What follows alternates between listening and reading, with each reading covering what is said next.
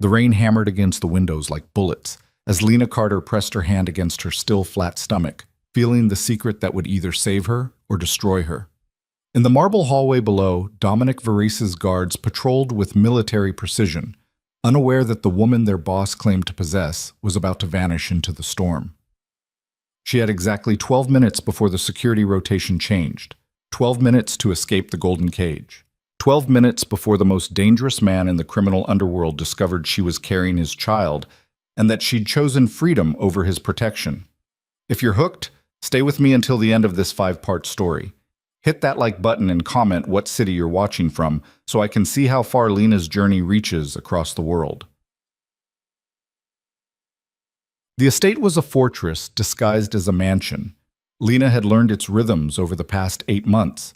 The precise intervals when guards changed positions, the blind spots in the camera system, the single service entrance that remained unwatched for exactly 14 minutes during the night shift rotation. She'd memorized every detail with the patience of someone who understood that knowledge was the only currency she possessed in a world where Dominic Verese owned everything else, including her. The thought sent a familiar chill through her body as she stood before the full-length mirror in what Dominic called her room. The reflection staring back seemed like a stranger, designer clothes that cost more than she'd earned in a year as a waitress, professionally styled hair, skin that glowed from spa treatments she'd never requested. She looked like she belonged in this world of marble and money. But the small duffel bag hidden in the back of her closet told a different story. Lena reached for it now, her hand steady despite the fear coursing through her veins. Inside were the essentials she'd gathered over weeks of careful planning. Cash she'd skimmed from shopping trips, a prepaid phone still in its packaging, identification documents she'd managed to keep despite Dominic's tendency to safeguard her personal items, and a small bundle of baby clothes she'd purchased during a rare unsupervised moment at a boutique 3 weeks ago. The baby clothes made it real. She was 10 weeks pregnant with Dominic Verese's child, and he had no idea. The pregnancy test had appeared positive on the same day she'd decided to leave. Lena had stared at those 2 pink lines in the bathroom of a cafe, her coffee growing cold on the table, understanding that everything had just become infinitely more complicated. She could have told him. Part of her had wanted to, the part that remembered how Dominic looked at her sometimes, like she was the only real thing in his manufactured world. But she'd seen what happened to things Dominic considered his. He protected them, controlled them, possessed them so completely that they ceased to exist as separate entities. His business partners became extensions of his empire. His properties became fortresses. His enemies became cautionary tales whispered in back rooms of restaurants he owned. And Lena had become a beautiful ghost haunting the halls of his estate, present but not really living. The baby changed everything. A child would give Dominic the ultimate reason to never let her go. She would be bound to him not just by circumstance or fear, but by blood and biology. The cage would close permanently, lined with velvet and rationalized as protection. So she'd made her choice. Tonight, while storm clouds gathered over the Hudson Valley and Dominic attended a meeting in the city that would keep him occupied until at least 2 in the morning, Lena would disappear. She checked her watch, 11:47 p.m. The guard rotation would shift at midnight. She had 13 minutes. Moving quickly, Lena changed out of the silk nightgown Dominic had bought her and into practical clothes, dark jeans, a black sweater, running shoes. She pulled her hair into a tight ponytail and grabbed the duffel bag, taking one last look around the room that had been her prison and her refuge for the better part of a year. The king-sized bed where Dominic had taught her the difference between desire and safety. The window seat where she'd spent countless afternoons staring at the world beyond the gates, feeling like Rapunzel in a tower of her own making. The closet full of beautiful things that had never quite felt like they belonged to her. She was leaving all of it behind. The hallway was empty when she slipped out of her room. Lena had timed this perfectly. The cameras in this wing were on a rotation that created a 3-minute blind spot between sweeps. She moved quickly but quietly, her soft-soled shoes making no sound on the imported Italian marble that Dominic had specifically chosen because it reminded him of his grandmother's house in Sicily. He told her that story one night, his head on her lap, his guard down in a rare moment of vulnerability. Lena had stroked his hair and listened to him talk about the woman who'd raised him after his parents died. The woman who'd taught him that family was everything and loyalty was sacred. She pushed the memory away. Sentiment was a luxury she couldn't afford. The service stairs were exactly where her mental map told her they would be, hidden behind a door that looked like part of the wood paneling. Lena's heart hammered as she descended, each step taking her closer to freedom or disaster. At the bottom, she paused, listening for voices or footsteps. Nothing. The kitchen was dark, illuminated only by the ambient light from appliances and the storm raging outside. Through the window, Lena could see sheets of rain turning the manicured grounds into a watercolor painting. The service entrance was 20 feet away. Through the mudroom and past the security panel, she'd watched the housekeeper disarm 100 times. She'd memorized the code 0827. Dominic's birthday, because for all his sophistication about security, he was sentimental about the strangest things. The panel beeped softly as she entered the numbers, and Lena held her breath, waiting for alarms to scream or lights to flood the grounds. Instead, there was a quiet click as the lock disengaged. She was out. The rain hit her like a physical force, immediately soaking through her clothes despite the jacket she'd pulled from the mudroom. Lena didn't care. She ran across the grounds, keeping to the shadows, heading for the section of wall she'd identified weeks ago as her escape route. The old oak tree that grew near it had branches strong enough to support her weight, and the wall itself had decorative stonework that created natural handholds. Climbing in the rain was harder than she'd anticipated. The bark was slick, her hands kept slipping, and the wind kept trying to tear her from the tree. But fear was an excellent motivator, and the thought of Dominic discovering her empty room pushed her upward until she was level with the top of the wall. She didn't look down. Looking down would make it real, would show her exactly how far she had to fall if this went wrong. Instead, Lena focused on the branches, on maintaining her grip, on swinging her leg over the top of the wall and finding purchase on the other side. For a moment, she straddled the barrier between Dominic's world and freedom, rain pouring down her face, wind whipping her ponytail like a flag.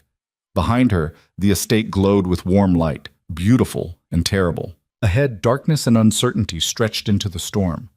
Lena chose darkness. She dropped down the other side, landing hard enough to jar her teeth, but maintaining her footing. Then she was running, sprinting through the woods that bordered the estate, putting distance between herself and the only home she'd known since Dominic had pulled her from her shabby apartment and into his world of luxury and control. The memory came anyway, sharp and clear, despite her attempt to focus on the present. 8 months earlier, the diner's fluorescent lights had been flickering for 3 weeks, giving everyone who worked there a perpetual headache.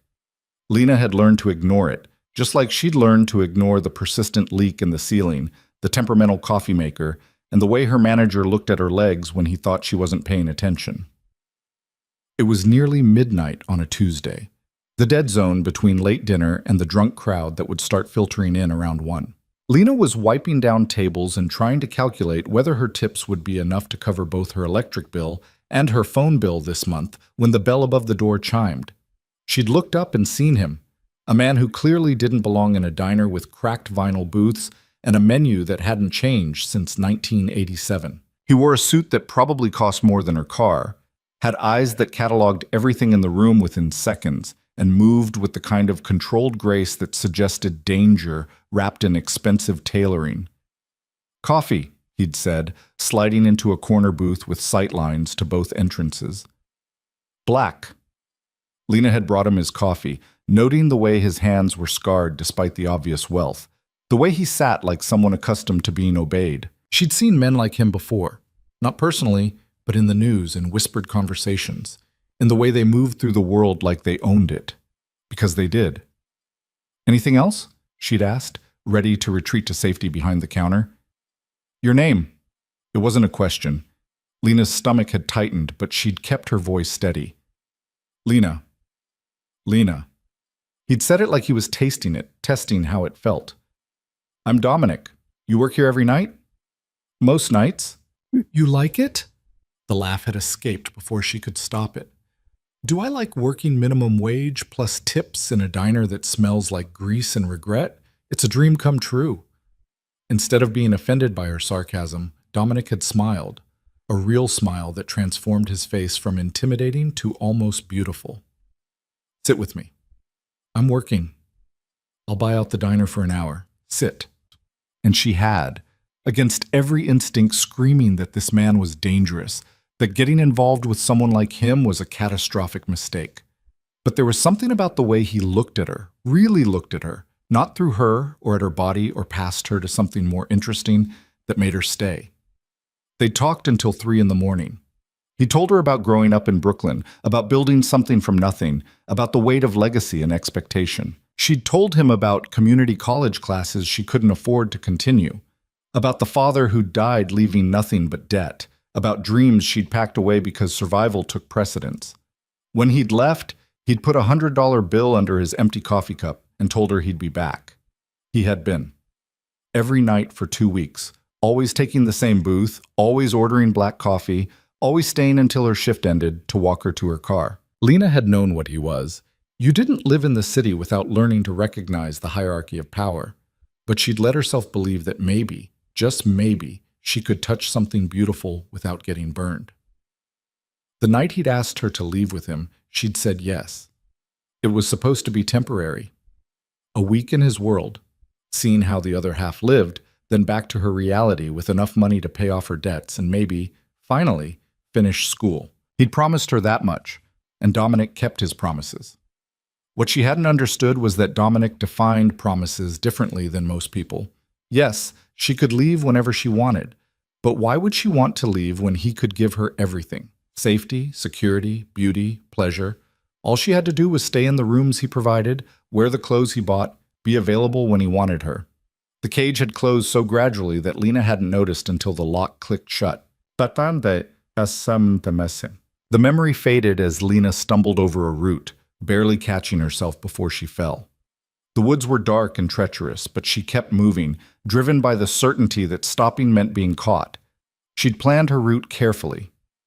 3 miles through the woods to the service road where she'd hidden a bicycle 2 weeks ago.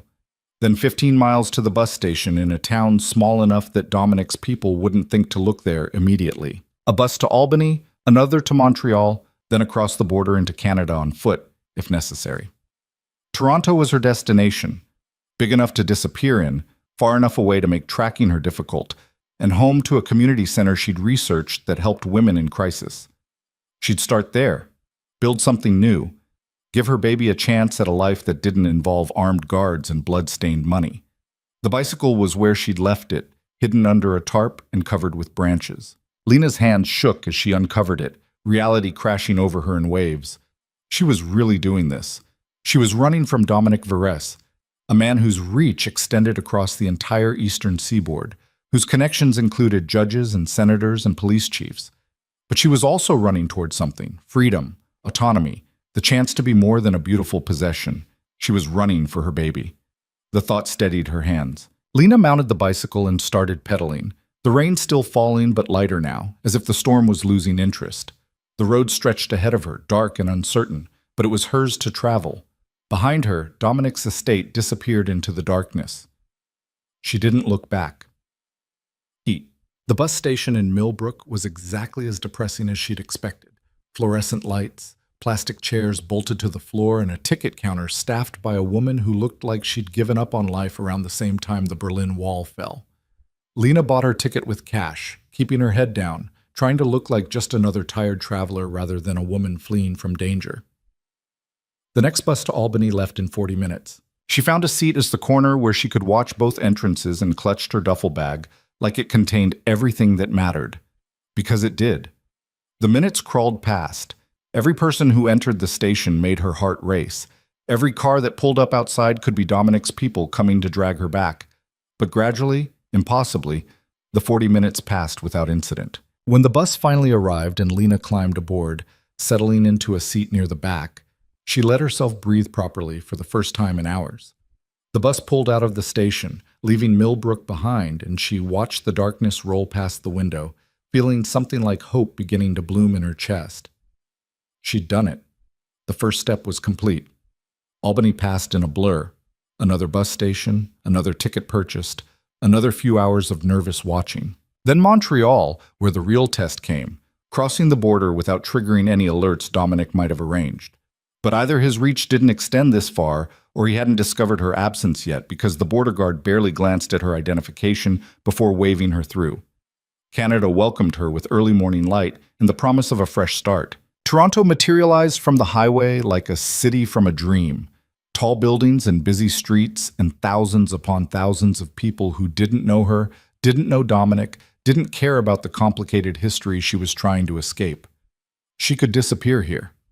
The community center was in a neighborhood that reminded her of where she'd grown up. Not wealthy, but not desperate, full of people just trying to get by. Lena stood outside for a long moment, gathering her courage, before pushing through the doors. The woman at the front desk had kind eyes and patience for Lena's stammered explanation that she needed help finding housing, finding work, finding a way to start over. They didn't ask questions she couldn't answer. They didn't demand explanations. They just helped. Within a week, Lena had a small apartment in a building that was clean if not luxurious, a job washing dishes at a restaurant that didn't ask about work visas, and an appointment at a prenatal clinic that operated on a sliding scale. She was building a life. It wasn't the life she'd imagined during those long afternoons staring out the window of Dominic's estate, but it was hers. She controlled her own schedule, chose her own clothes, decided what she ate and when she slept, and how she spent her limited free time. The poverty was familiar, almost comforting after months of abundance she'd never asked for.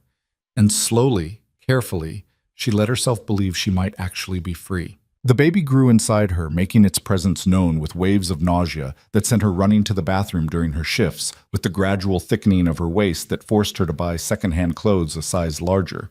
Lena found herself talking to it sometimes, late at night in her small apartment, telling her child about the life they would build together. "You're going to have choices," she whispered, one hand on her stomach. "You're going to have freedom. I promise you that." The prenatal appointments became her anchor, a reminder that she was doing this for someone other than herself, that her flight wasn't just about escape, but about creating possibility. The nurse practitioner who saw her was gentle and thorough, never commenting on the absence of a partner or asking about the baby's father. Lena was grateful for the discretion. 3 months passed. Then 4. Lena's stomach rounded, her body changing in ways that were both frightening and miraculous. She worked her shifts, saved what little money she could, attended prenatal classes at the community center with other women who were also navigating motherhood alone. She was happy. Not the intoxicating, dangerous happiness she'd felt in Dominic's arms, but something quieter and more sustainable. The happiness of waking up and choosing how to spend her day. The happiness of knowing that she was building something real. But happiness, Lena was learning, was a fragile thing. The roses arrived on a Tuesday afternoon in her 5th month of pregnancy. Lena had just returned from her shift, exhausted and craving the terrible instant noodles that had become her comfort food, when she found the bouquet sitting outside her apartment door. Blood-red roses, exactly 2 dozen, arranged with the kind of precision that cost money. Her hands shook as she picked up the card tucked among the thorns. "Did you really think I wouldn't find you?" D. The world tilted. Lena grabbed the doorframe to steady herself, the roses falling from her nerveless fingers to scatter across the hallway floor. No, this wasn't possible. She'd been so careful, had covered her tracks, had built a new life far from anywhere Dominic would think to look. But of course he'd found her. She'd been naive to think otherwise. Dominic Varese didn't let things go, and he certainly didn't let people walk away from him. She wasn't a person to him. She was a possession that had been misplaced and now needed to be recovered. Lena stumbled into her apartment and locked the door, knowing even as she did that locks meant nothing to a man like Dominic. If he wanted to get to her, he would. The only question was when and how. The answer came 3 days later. She was leaving the restaurant after her shift, mentally calculating whether she could afford both groceries and the electric bill this month, when a car pulled up beside her. Black, expensive, familiar. The back window rolled down, and there he was. Dominic looked exactly as she remembered. Sharp suit, sharper eyes, the kind of controlled power that made people instinctively step back. But there was something new in his expression, something she couldn't quite read. "Get in the car, Lena." It wasn't a request. No. The word came out stronger than she felt. "We're having a conversation. You can have it here on the street where people might overhear things you'd prefer stayed private, or you can have it in privacy and comfort. Your choice." He was right. Lena could feel eyes watching from nearby buildings, see curtains twitching in windows. Making a scene would only draw attention she couldn't afford, and if Dominic decided to take her by force, there was nothing she could do to stop him. She got in the car. The interior smelled like leather and money and Dominic's cologne, a scent she'd tried hard to forget. He was sitting across from her, close enough to touch, separated by the small distance of luxury vehicles and the enormous gulf of everything she'd fled from. "You've been busy," he said, his voice carefully neutral. "New country, new name, new life. Very thorough. How did you find me?" Lena kept her hands on her stomach, a protective gesture she couldn't quite suppress. "Does it matter?" Dominic's eyes followed the movement, something flickering across his face. "I have resources. You knew that when you ran." "I didn't run. I left." Semantics. The driver was pulling into traffic, heading somewhere Lena didn't recognize. She thought about jumping out at a red light but dismissed the idea immediately. Even if she could move fast enough, which she doubted given her pregnancy, Dominic would catch her before she made it 3 steps. She was trapped. Again. "Where are we going?" "The Ritz-Carlton. I've taken the penthouse suite for the week." Dominic was still watching her with that unreadable expression. "We're going to talk, Lena, really talk. And then you're going to tell me what the hell you were thinking." The hotel materialized around them, all glass and marble and the kind of ostentatious luxury that Lena had once found appealing. Now it just reminded her of the cage she'd fought so hard to escape. Security guards nodded at Dominic as he guided her through the lobby with a hand on her lower back, proprietary and possessive. The penthouse was ridiculous. Multiple rooms, floor-to-ceiling windows overlooking the city, furniture that probably cost more than Lena would earn in a year. Dominic dismissed the staff with a gesture and turned to face her properly for the first time. That's when he saw. Lena watched his eyes drop to her stomach, saw the exact moment he registered the swell beneath her loose shirt, saw understanding crash over his features like a wave. "You're pregnant." His voice was carefully controlled, but she could hear the storm beneath it. "Yes." "How far along?" 22 weeks. She saw him doing the math, saw the moment he reached the conclusion. His face went perfectly still, the way it did when he was processing something that threatened his careful control. "It's mine." Not a question. Lena met his eyes steadily. "Yes." For a long moment, Dominic just stared at her. Then he moved, crossing the distance between them in 3 strides, his hands coming up to frame her face with unexpected gentleness. "You're carrying my child, and you ran." His voice was low, dangerous. "You're carrying my child, and you were going to keep it from me. I was protecting us both." "From me?" The laugh that escaped him was sharp and bitter. "I would have given you everything, Lena. I would have protected you both with my life." "I know. That's what I was afraid of." The truth hung between them, that Dominic's protection was also possession, that his care came with conditions she couldn't accept, that loving him meant losing herself. But now there was a baby involved, and everything had just become infinitely more complicated. Dominic's hands were still framing her face, his touch gentle, despite the storm she could see building behind his eyes. Lena forced herself to remain still, to not flinch away from the contact she'd once craved, and now feared for entirely different reasons. "How long were you planning to keep this from me?" His voice was soft, which somehow made it more dangerous. "A year? 5 years? Were you going to let my child grow up not knowing who their father was?" "I was going to let my child grow up free." Lena stepped back, breaking the contact. Free from bodyguards and bulletproof cars, and a world where people solve problems with violence. That world is reality, Lena. Whether you're in Toronto or Timbuktu, it exists. The only difference is whether you're protected from it or exposed to it. Dominic moved to the bar and poured himself a drink, his movements controlled but his tension visible in the set of his shoulders. "And you chose exposure for our child. I chose normalcy. I chose a life where my baby doesn't grow up thinking armed guards and criminal empires are normal. Our baby." The correction was sharp. "And you don't get to make that choice alone anymore. Not when you're carrying my child." The possessiveness in his tone made Lena's stomach clench. This was what she'd feared, that the pregnancy would give Dominic an unbreakable claim, a permanent reason to exert control. She crossed her arms protectively over her stomach, a barrier between her child and the man who saw it as his. "I'm not going back to that estate," she said firmly. "I'm not going back to being your captive. You were never my captive." Dominic turned to face her, genuine confusion in his expression. "I gave you everything. Protection, luxury, anything you wanted, except freedom, except the right to leave, except my own life. I was keeping you safe. You were keeping me controlled." Lena felt tears threatening, but refused to let them fall. "There's a difference, Dominic. You just can't see it." He set down his glass with enough force to make the crystal ring.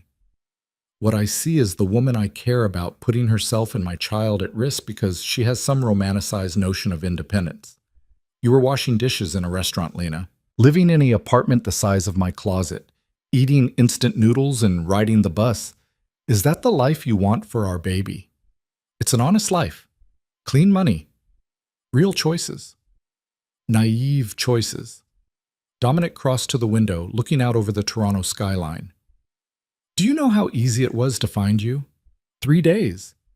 It took me 3 days to track you down once I realized you were gone. If I can find you that easily, so can my enemies." The words sent ice through Lena's veins. She'd been so focused on escaping Dominic that she hadn't considered the other dangers his world contained: rivals, enemies, people who might see her and the baby as leverage against him. "Then maybe you should have let me stay lost," she said quietly. "Maybe the baby and I are safer if no one knows we exist." "You think I could do that?" Dominic turned back to her, and the raw emotion in his face made her breath catch. "You think I could just forget about you? Pretend you didn't exist?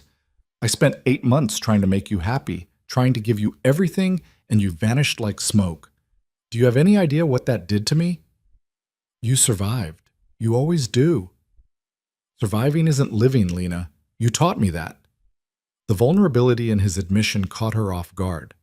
This wasn't the controlled, dangerous man who ruled his empire with calculated precision. This was something rawer, more human. It would be easier if she could hate him completely, if he was simply a villain to escape from. But Dominic had always been more complicated than that. "I never meant to hurt you," she said softly. "But I couldn't stay. Not and keep any part of myself intact. So instead you ran, across international borders while pregnant with my child, to a city where you knew no one and had no resources." Dominic's voice hardened again. "That wasn't brave, Lena. That was reckless. It was necessary. It was stupid." The anger flared hot and sudden in her chest. "Don't you dare stand there in your $1,000 suit and judge the choices I made to survive. You don't get to do that, Dominic. Not after you took every other choice away from me." "I never took anything from you." "You took everything." The words burst out of her, months of suppressed frustration finally finding voice. "You took my job, my apartment, my independence. You made me dependent on you for food, shelter, clothing, everything. And you did it so gradually that I didn't even notice until it was too late. That's not love, Dominic. That's control. It was protection. It was possession." Lena felt the tears finally spill over, hot against her cheeks. "And I won't let you do it to our child." The silence that followed was heavy and tense. Dominic stood frozen by the window, his expression cycling through emotions too quickly for her to track. Finally he spoke, his voice carefully measured. "Sit down, please."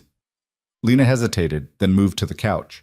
Her feet were aching from the long shift at the restaurant, and the pregnancy was making her tire more easily.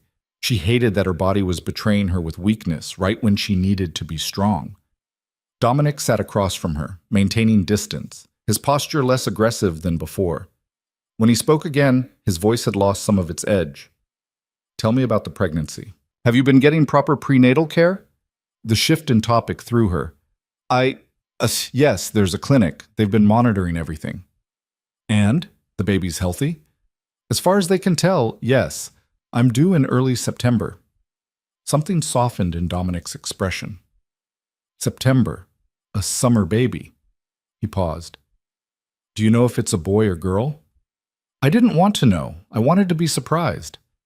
"That's very you." A ghost of a smile touched his lips, always preferring mystery to certainty. "Sometimes certainty is overrated, and sometimes mystery is dangerous." The smile faded.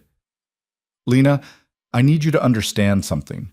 The life I live, the world I operate in, it's not something I chose lightly, but it's also not something I can simply walk away from. I have responsibilities, obligations, people depending on me. I know that. Do you? Because you seem to think I can just turn it off, become someone different. But this is who I am. This is who I've always been. Lena met his eyes steadily. Then maybe we're incompatible. Maybe we should just acknowledge that and figure out how to co-parent from a distance. Co-parent from a distance? Dominic laughed, but there was no humor in it. You want me to be a weekend father? Send child support checks and birthday cards? I want you to respect that I need my own life. And I want my child to grow up knowing their father, to have the protection and opportunities that come with being mine. Being yours, Lena repeated. That's the problem, Dominic. You see everything in terms of ownership.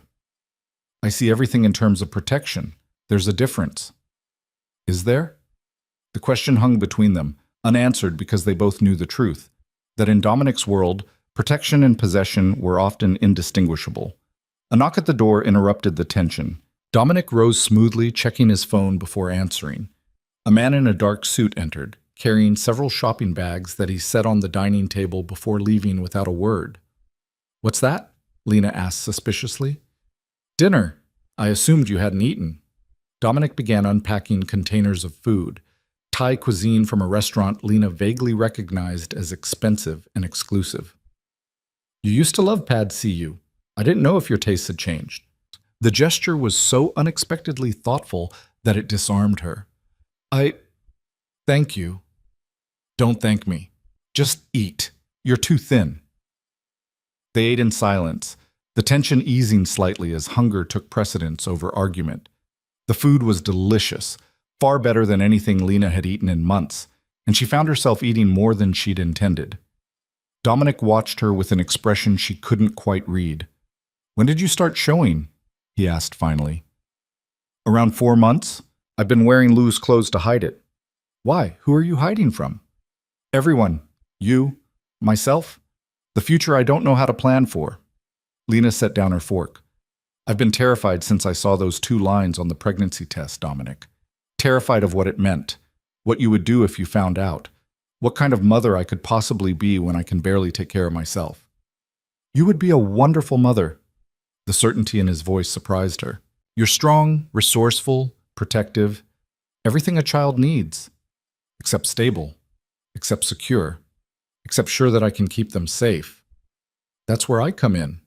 Dominic leaned forward, his intensity focused entirely on her. I can give you security, Lena, real security, not just money, but protection, resources, everything you and the baby need. In exchange for what? My freedom? In exchange for letting me be a father to my child. In exchange for building something together instead of running away. Building what exactly? A bigger cage? Dominic's jaw tightened. Why do you insist on framing everything I offer as imprisonment? I'm trying to give you a good life. Your definition of a good life, not mine. Then tell me yours. What do you want, Lena? Specifically.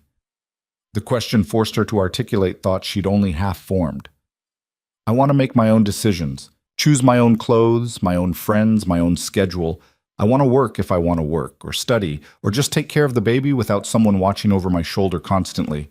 I want to feel like a person, not a possession. Done. She blinked. What? Done. You can have all of that. Dominic pulled out his phone and started typing.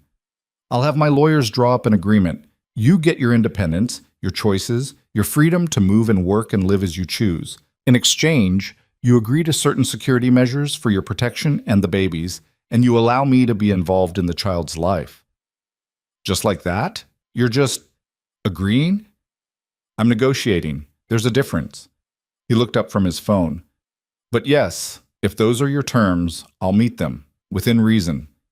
Lena's mind raced, trying to find the trap she was certain existed. What's within reason? You don't take unnecessary risks. You accept basic security, guards when needed, secure housing, that sort of thing. You consult with me on major decisions regarding the child's welfare. And you don't disappear again. And if I want to leave? If I want to move somewhere else? Then we discuss it like adults and come to an agreement. I'm not asking you to be my prisoner, Lena. I'm asking you to be my partner in raising our child. It was more than she'd expected, less than she'd feared. But Lena had learned to be wary of Dominic's gifts.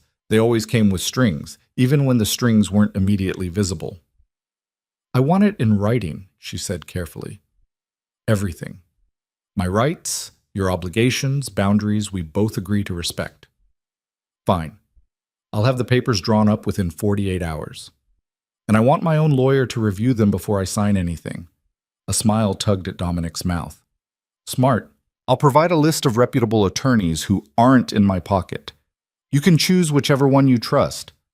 Why are you being so reasonable about this? The smile faded. Because I learned something during the months you were gone. I learned that controlling someone isn't the same as keeping them.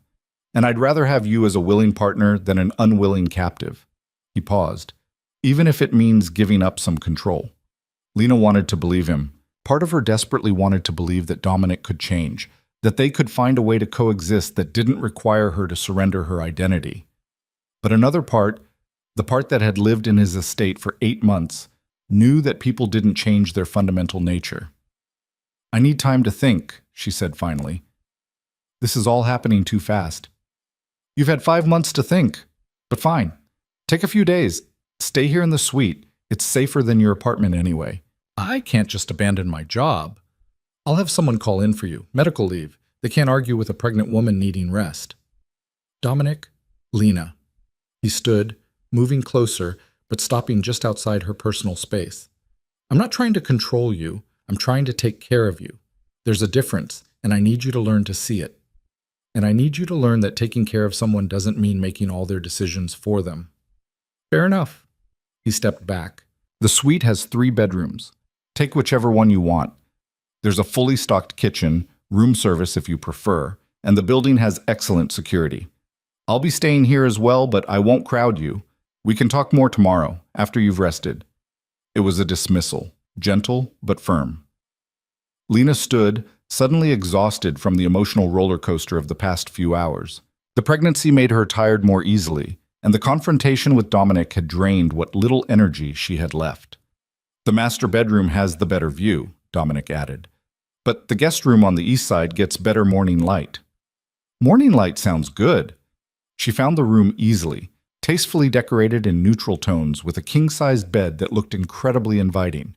Someone had already placed her duffel bag on a chair, and the sight of it made her stomach clench. How long had Dominic's people been watching her? Had they gone through her apartment?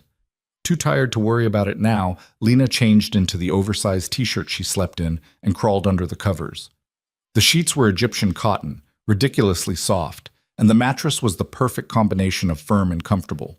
Despite her intention to stay awake and process everything, she was asleep within minutes. She woke to sunlight streaming through the windows and the smell of coffee. For a disorienting moment, Lena forgot where she was, her hand automatically going to her stomach in the protective gesture that had become habit. The baby kicked in response, a flutter that still amazed her every time. Good morning. Dominic's voice came from the doorway, where he stood holding a tray. He was dressed more casually than she'd ever seen him, dark jeans and a black sweater that somehow made him look younger, less intimidating. I made breakfast, he continued. Or rather, I had breakfast made. There's prenatal vitamins on the tray, too. The doctor said you should be taking them. What doctor? The one I consulted about proper pregnancy nutrition. Don't worry, I didn't mention you specifically. Just asked general questions about what pregnant women need. Lena sat up, accepting the tray with a mixture of wariness and appreciation. Scrambled eggs, whole wheat toast, fresh fruit, orange juice. Simple, but perfectly executed. You didn't have to do this, she said. I wanted to. Dominic sat in the chair by the window, maintaining distance. I've been thinking about what you said last night, about control versus care. You're right that I've been overbearing. It comes from growing up in a world where showing weakness gets you killed. But you're not my enemy, and I need to stop treating you like you need to be managed. The admission surprised her. That's very self-aware of you. I've had 8 months to think about where I went wrong, to replay every conversation, every decision, trying to figure out when you stopped being happy with me. He looked out the window. I think I always knew, on some level. I just didn't want to acknowledge it because acknowledging it would mean changing, and change is dangerous in my world. Change is necessary in every world. Maybe, but it's harder for some people than others. He turned back to her. I've arranged for a lawyer to meet with you this afternoon. Rebecca Martinez. She specializes in family law and has no connection to me or my business. She'll review whatever agreement we draw up and make sure your interests are protected. Just like that? You're really going to give me legal protection against yourself? I'm really going to try to do this the right way. Dominic stood. Eat your breakfast. The vitamins are important. I'll be in the study if you need anything. He left before she could respond, closing the door softly behind him. Lena stared at the space where he'd been, trying to reconcile this version of Dominic with the man who had controlled every aspect of her life for 8 months. People could change, she supposed. The question was whether the change was genuine or just another form of manipulation. The eggs were perfect, the fruit was fresh, and the orange juice was freshly squeezed. Lena ate slowly, thinking about the future that was rushing toward her whether she was ready or not. In 4 months, she would have a baby. Dominic's baby. A child who would tie them together permanently, regardless of what agreements they signed or boundaries they established. The thought was terrifying and oddly comforting at the same time. After breakfast, Lena explored the penthouse suite more thoroughly. It was absurdly large, with 3 bedrooms, a full kitchen, a living area that could host a party, and windows that offered panoramic views of Toronto. Dominic's bedroom door was closed, but the study he'd mentioned was open, and she could see him inside, working on a laptop with the focused intensity she remembered. She wondered what he was working on. Business deals or criminal enterprises? With Dominic, the line between the two was often blurred. He'd explained it to her once during one of their late-night conversations, how legitimate business and organized crime were just different points on the same spectrum, how the only real difference was who wrote the laws and who broke them. Lena had found the philosophy troubling then and found it troubling now. The doorbell rang at precisely 2 o'clock. Dominic answered it, ushering in a woman in her mid-40s with sharp eyes and a no-nonsense demeanor. She introduced herself as Rebecca Martinez and immediately put Lena at ease with her straightforward approach. Mr. Verrez has explained the general situation, Rebecca said once they were seated in the living area. Dominic had made himself scarce, giving them privacy. But I want to hear your version. What exactly are you hoping to achieve with this agreement? Lena took a breath and laid it all out. The months of gradually increasing control, the escape, the pregnancy. Her fears about what Dominic would do if he had unlimited access to her and the baby. Rebecca listened without interrupting, taking notes on a legal pad. And what are your non-negotiables? Rebecca asked when Lena finished. What are the things you absolutely must have in any agreement? The right to work, if I choose to. The right to live where I want to live, within reasonable parameters. The right to make decisions about my own life and the baby's day-to-day care without needing his approval for everything. And what are you willing to give in exchange? I'll accept reasonable security measures. I'll keep him informed about major decisions. I'll make sure he has access to the baby and can be involved in their life. Lena paused. I'm not trying to cut him out. I'm just trying to make sure I'm not cut out of my own life. Rebecca nodded. That's a good framework. Let me talk to Mr. Verrez and see what he's willing to put in writing. I'll review anything he proposes and make sure it protects your interests. In the meantime, don't sign anything without my approval. Understood? Understood. The next few days fell into a strange routine. Lena stayed in the penthouse suite, recovering from months of stress and inadequate nutrition. Dominic was attentive but not smothering, checking on her regularly but giving her space. They ate meals together, talking carefully around the enormous issues that separated them, finding neutral ground in discussions about the baby. Have you thought about names? Dominic asked over dinner on the 3rd night. Some, nothing definite. I'd like to include my grandmother's name somehow, if it's a girl. Her name was Isabella. Isabella is beautiful. Lena found herself softening despite her best efforts. What was she like? Strong, principled. She ran a household with an iron fist, but also had the biggest heart of anyone I've ever known. Dominic's expression turned nostalgic. She would have liked you, would have appreciated your stubbornness. I prefer to think of it as determination. Stubborn determination, then. He smiled. She had that too.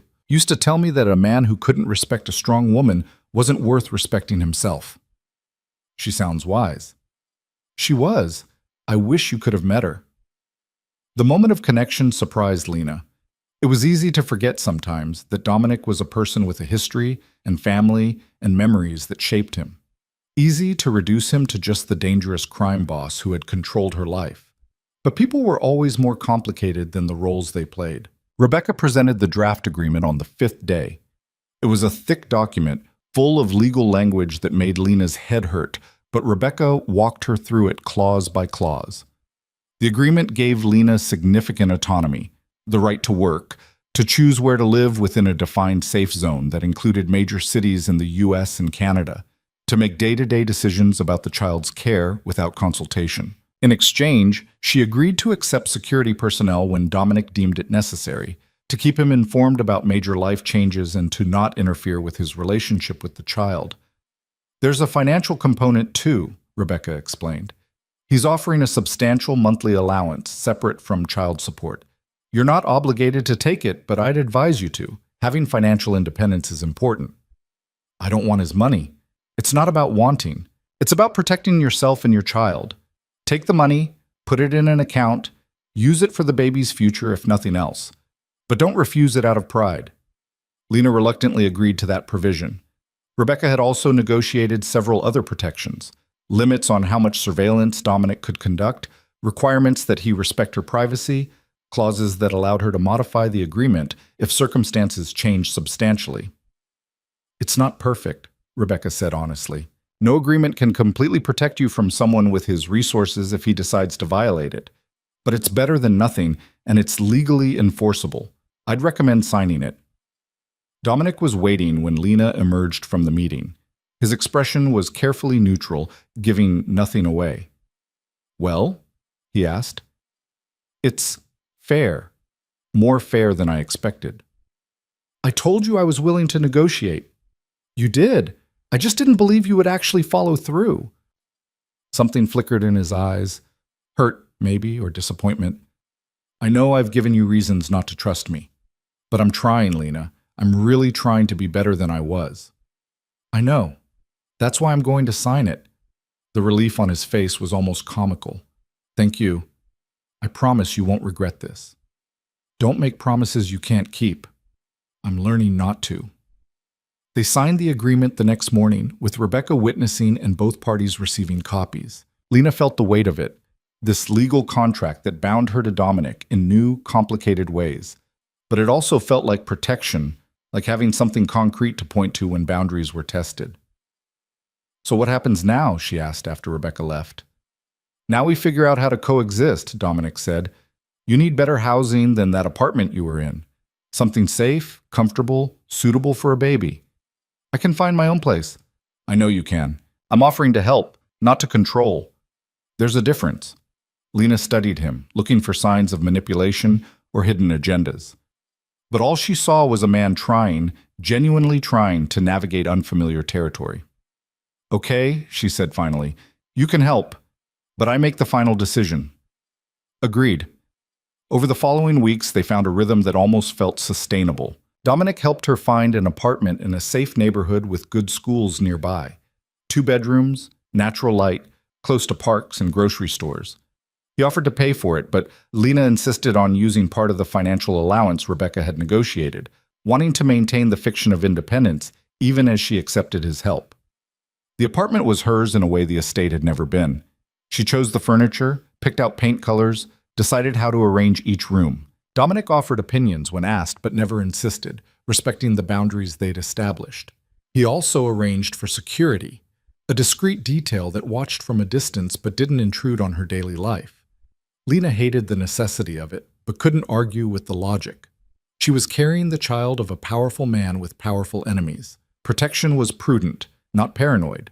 The baby continued to grow, making its presence known, with increasingly insistent kicks and movements. Lena found herself talking to it more often, telling it stories about the life they would build together, the world they would navigate. And sometimes, late at night when sleep eluded her, she wondered if maybe, just maybe, they could make this work. Not a traditional relationship, certainly not the fairy tale she'd once dreamed of, but something functional. Something that gave their child two parents who respected each other, even if they couldn't quite trust each other completely. It was a fragile hope, built on shaky foundations and untested promises. But it was hope, nonetheless. That hope shattered on a Tuesday afternoon in late July. Lena was 7 months pregnant, her belly round and prominent, moving through her new apartment with the careful waddle that had replaced her usual grace. She'd just returned from a prenatal appointment. Everything was progressing normally, the baby was healthy and active, her blood pressure was good. The doctor had smiled and told her she was doing everything right. She was unlocking her apartment door, juggling her purse and the pregnancy books the clinic had given her, when she felt it. The prickle at the back of her neck that meant someone was watching. She turned, scanning the hallway, but saw nothing unusual, just the normal afternoon emptiness of a residential building. Still, the feeling persisted. Lena stepped inside quickly and locked the door behind her, then moved to the window. The street below looked normal, cars passing, people walking, the city carrying on with its daily rhythm. But there, parked across from her building, was a dark sedan that hadn't been there this morning. As she watched, a man in the passenger seat lifted binoculars to his eyes, pointing them directly at her window. Not Dominic's security. She knew what his people looked like: professional, discreet, trained to blend in. This was something else. Something wrong. Her phone was in her hand before she consciously decided to call him. Dominic answered on the second ring. "Lena? What's wrong?" "There's someone watching my apartment, a dark sedan across the street. It's not your people." "Get away from the window, now!" The command in his voice was absolute. She heard movement on his end, voices in the background issuing rapid orders. "Are you sure it's not my security detail?" "Positive. Your people don't use binoculars." "Fuck!" More voices, more movement. "Listen to me very carefully. Go to your bedroom, lock the door, and move the dresser in front of it. Stay away from windows. My people are already moving. They'll be there in 3 minutes." "Dominic, what's happening?" "I don't know yet, but I'm not taking chances. Do what I said. Now."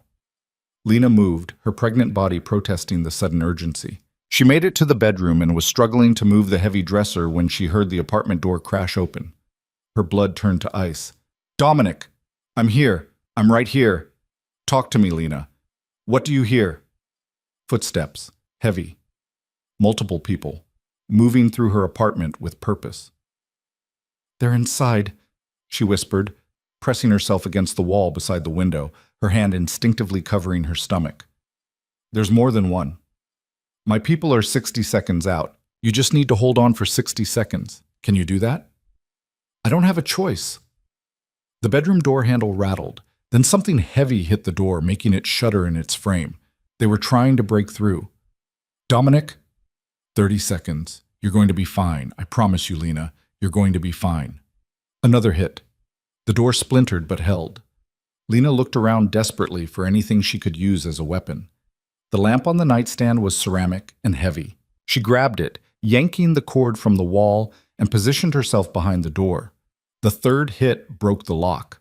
The door swung open, pushing the dresser aside, and a man stepped through. He was big, heavily muscled, with the kind of face that had seen violence and inflicted more. His eyes swept the room and landed on Lena. "There you are," he said, his accent placing him somewhere in Eastern Europe. "The boss wants to talk to you." "I'm not interested in talking to your boss. Wasn't really a request, sweetheart." He moved toward her, and Lena swung the lamp with all her strength. It connected with his shoulder instead of his head, making him grunt but not stopping him. He grabbed her wrist, twisting until she dropped the lamp, then yanked her forward. "Let go of me!" Lena struggled, panic flooding through her. The baby. She had to protect the baby. "Stop fighting, and this goes easier for everyone." Then the window exploded inward in a shower of glass. 2 figures came through, Dominic's security team, moving with lethal efficiency. The man holding Lena released her to face the new threat, and she stumbled backward, her hands going to her stomach protectively. What followed happened too fast to process. Violence erupted in her bedroom, bodies colliding, the sound of impacts and grunts and things breaking. Lena pressed herself into the corner, making herself as small as possible, feeling the baby kick frantically inside her as if sensing the danger. It was over in less than 30 seconds. The intruder was on the floor, restrained and bleeding from a broken nose. One of Dominic's men, she recognized him as Marcus, the lead on her security detail, approached her carefully, hands visible and non-threatening. "Ms. Carter, are you hurt?" No, I'm okay. The baby... We need to get you out of here. Can you walk?" Lena nodded, though her legs felt like water. Marcus guided her out of the bedroom, stepping carefully over debris and the restrained intruder. The living room held 2 more men in various states of restraint, Dominic's security team efficiently securing them. "Vehicles ready," one of them said. "Clear path to the garage." They hustled her out of the apartment and down the back stairs to the underground parking garage.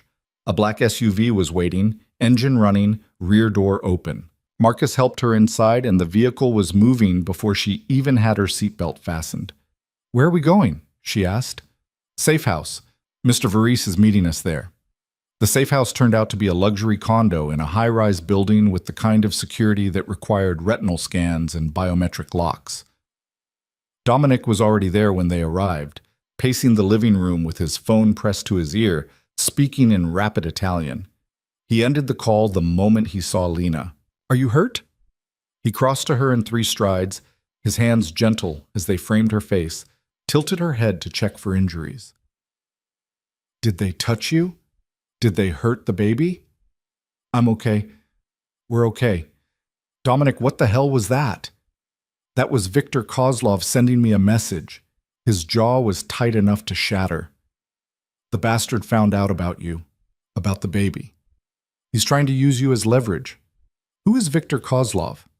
"A problem I've been dealing with. A Russian syndicate trying to move into my territory. I thought I had it contained, but clearly I was wrong." Dominic's hands were still on her face, his eyes searching hers with an intensity that was almost frightening. "I'm so sorry, Lena. I'm so fucking sorry. This is exactly what I was trying to protect you from." The adrenaline was starting to wear off, leaving Lena shaky and cold. She sat down heavily on the couch, wrapping her arms around her stomach. The baby was still moving, little flutters that reassured her everything was okay. "What happens now?" she asked quietly. "Now I end this. Permanently." The cold fury in Dominic's voice sent chills down her spine. Kozlov crossed a line. "You don't go after family, ever. That's a rule everyone understands, and he broke it." "By going after me?" "You're carrying my child. That makes you family." He sat beside her, close but not touching. "I need to ask you something, and I need you to be honest. Do you trust me to keep you safe?" Lena thought about the question carefully. "I trust that you'll try. I trust that you have resources and people who can protect us. But Dominic, today proved that even with all your power, we're still vulnerable. That won't happen again. You can't promise that, not really. Not in the world you live in. Then I'll change the world." The statement was so absurd, so impossibly arrogant, that Lena almost laughed. But Dominic's expression was deadly serious. "I mean it, Lena. If the life I've built puts you and our baby in danger, then I'll tear it down and build something different. You can't just walk away from organized crime like it's a bad job. Watch me." Before she could respond, Marcus appeared in the doorway. "Sir, we have the interrogation results. You're going to want to hear this." Dominic stood, his expression shifting from concerned partner to dangerous crime boss in an instant. "Stay here. Lock the door behind me. I'll be back soon." He was gone before Lena could argue. She heard the lock click, sealing her into the safe house that was quickly becoming another cage. She moved to the window, looking out over Toronto's skyline, and wondered how many times she would have to flee before finding actual safety. The baby kicked, a strong jab just below her ribs. Lena placed her hand over the movement, feeling the life growing inside her. In 2 months, this child would be born into a world of violence and danger, caught between a mother who wanted freedom and a father who ruled through force. What kind of life was that for a baby? The thought was still circling through her mind when Dominic returned an hour later. His expression was grim, his knuckles bruised in a way that suggested he'd been personally involved in the interrogation. "Kozlov knows everything," he said without preamble. "About you, about the pregnancy, about this address. He has people in my organization feeding him information." "How is that possible? I thought you vetted everyone." "So did I. Apparently money talks louder than loyalty for some people." Dominic moved to the bar and poured himself a drink, downing it in one swallow. I'm handling it. The leaks will be plugged, but in the meantime, you can't stay here. Anywhere he knows about is compromised. So where do I go? Back to running? Back to hiding? No, you come with me. Back to the estate in New York. The suggestion made Lena's stomach clench. I can't go back there, Dominic. That place was a prison. That place is a fortress. It has security that would take an army to breach. You'd be safe there. You and the baby would be protected while I clean up this mess. For how long? A week? A month? The rest of my life? As long as it takes. He turned to face her. I know you hate the idea. I know it feels like going backward. But right now, your safety and the baby's safety are the only things that matter. Pride and independence don't mean shit if you're dead. The brutal honesty of the statement hit her like cold water. He was right, and she hated that he was right. Today had proven that her carefully constructed new life was built on sand, that a single determined enemy could bring it all crashing down. I want to negotiate terms, she said finally. If I'm going to the estate, I need guarantees, real ones. Name them. I want my own wing, separate from yours. Space that's mine where you don't come without invitation. I want internet access that you don't monitor. I want the ability to communicate with the outside world freely. And I want a timeline, a specific date when you'll have this situation resolved and I can leave again. Dominic considered this, his expression unreadable. You can have your own wing.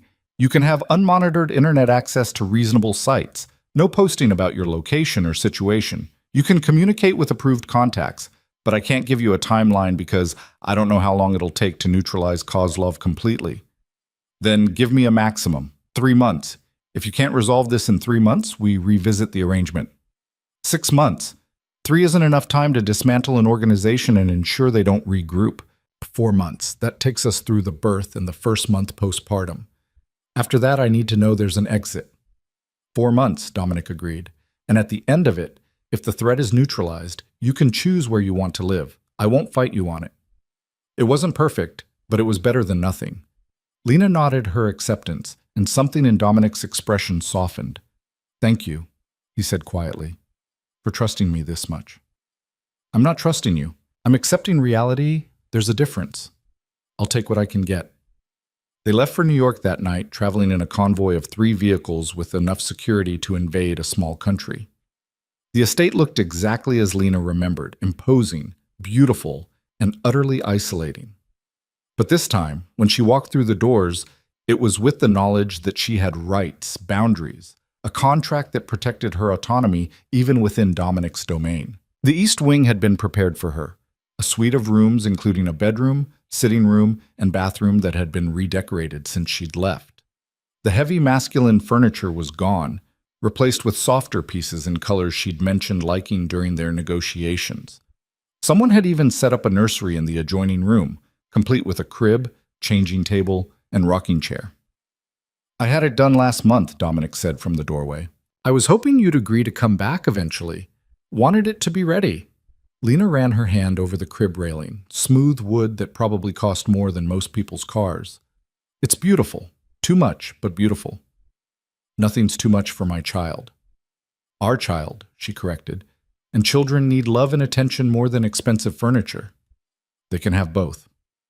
Over the following weeks, Lena settled into a routine that was strange but not entirely unpleasant. She had freedom within the estate, could walk the grounds, use the library, swim in the pool.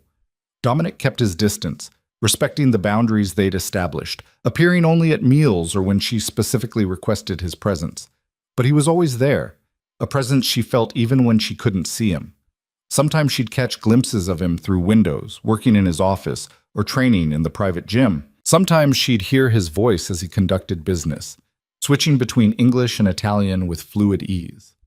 And sometimes, late at night, she'd find herself thinking about the man he'd been during those early days in the diner, charming, vulnerable, human. She wondered if that version of him still existed somewhere beneath the crime boss exterior, or if it had been swallowed entirely by the world he inhabited. The baby's kicks grew stronger as August arrived, turning from flutters to definite movements that sometimes took her breath away. Lena found herself talking to the baby more, sharing her hopes and fears, trying to prepare for a future that felt increasingly uncertain. Your father is complicated, she said one afternoon, her hand on her belly as she sat in the nursery. He's dangerous and controlling, and sometimes I think he doesn't know how to love anything without owning it. But he's also trying. He's actually trying to be better. I don't know if that's enough, but it's something. Talking to yourself? Lena jumped, turning to find Dominic in the doorway. She hadn't heard him approach. Talking to the baby, she corrected. The books say they can hear voices in the womb, that it helps with bonding. What are you telling them about me? His tone was light, but she could see the genuine curiosity in his eyes. The truth, that you're complicated. That's diplomatic. He stepped into the room, moving slowly as if approaching a skittish animal. May I? He gestured to her stomach, and after a moment's hesitation, Lena nodded. Dominic knelt beside her chair, placing his hand gently on her belly. Almost immediately, the baby kicked, a strong movement that made his eyes widen. Was that was your child saying hello? Hello, Dominic said softly, speaking directly to her stomach. I'm your father. I know your mother's probably told you I'm difficult and overbearing, and she's right. But I want you to know that I'm going to do everything in my power to give you the best life possible. You're going to be safe, protected, loved. I promise you that. The intimacy of the moment made Lena's throat tight. This was the Dominic she remembered from those early days. Genuine, unguarded, showing emotions he usually kept locked away. The baby kicked again as if responding to his voice, and Dominic's smile was pure wonder. They're strong, he said, just like their mother. Let's hope they're smarter than both of us. That's a low bar to clear. He stayed kneeling there, his hand on her stomach, until the baby settled. When he finally stood, his expression had shifted to something more serious. I have news. About Kozlov. Lena's stomach tightened. What kind of news?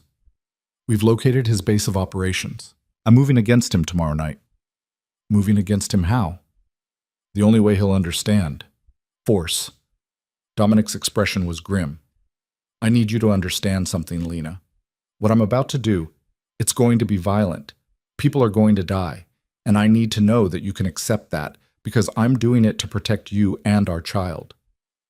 You're asking for my blessing to commit murder. I'm asking you to understand why it's necessary. Kozlov won't stop.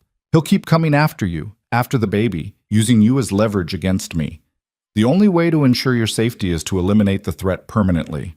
Lena wanted to argue, to find another way, to believe that violence wasn't the only solution. But she'd seen the men who broke into her apartment, had felt the very real terror of being hunted. Sometimes the world didn't offer clean choices, only impossible ones. Do what you have to do, she said finally, but don't tell me the details. I don't want to know. Fair enough. He moved toward the door, then paused. If something goes wrong tomorrow, nothing's going to go wrong. But if it does, there are instructions in my office, documents that ensure you and the baby are taken care of. The estate becomes yours, all of it. And there are legitimate business holdings that will provide income without any connection to the criminal side of things. Dominic, I'm being practical. This is dangerous, and I'd be stupid not to plan for all contingencies. He met her eyes. But I'm coming back, Lena. I promise you that. I'm coming back to meet our child. He left before she could respond, and Lena was alone with her fears and the baby growing inside her. She wanted to call him back, to tell him not to go, to find another way. But she knew there wasn't another way. Not in his world. The next 24 hours crawled past with agonizing slowness. Dominic was gone by the time Lena woke, the estate feeling empty despite the dozens of staff and security personnel. She tried to distract herself with books and movies and walks through the garden, but nothing could quiet the anxiety churning in her stomach. Night fell. Then midnight passed. Then 2 in the morning arrived with no word. Lena paced her room, one hand on her stomach, silently pleading with whatever force governed the universe to bring Dominic back safely. Not because she loved him, she still wasn't sure what she felt for him, but because their child deserved to have a father, and because somewhere beneath all the complications, she still cared what happened to him. The sun was starting to lighten the eastern sky when she heard vehicles approaching.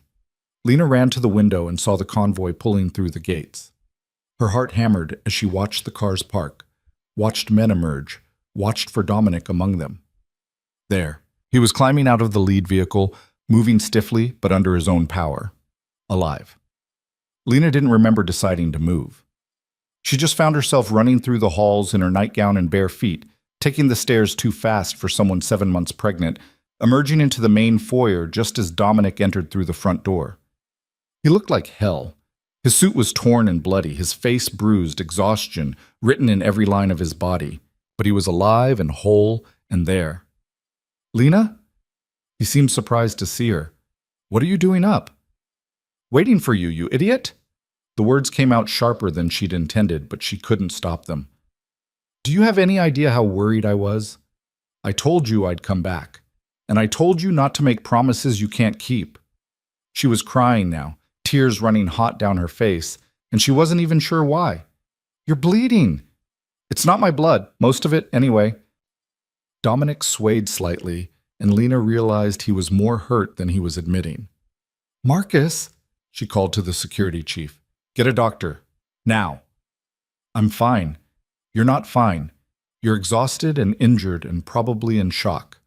Lena took his arm, guiding him toward the sitting room. "Sit down before you fall down." To her surprise, he obeyed. Dominic sank onto the couch, and Lena sat beside him, her anger and fear and relief all tangling together into something she couldn't name. "Is it done?" she asked quietly. "Is Kozlov?" "Dead, along with most of his organization. The rest are scattered and won't be regrouping anytime soon." Dominic's voice was flat, emotionless. "You're safe now. You and the baby are safe." "At what cost?" "A cost I was willing to pay."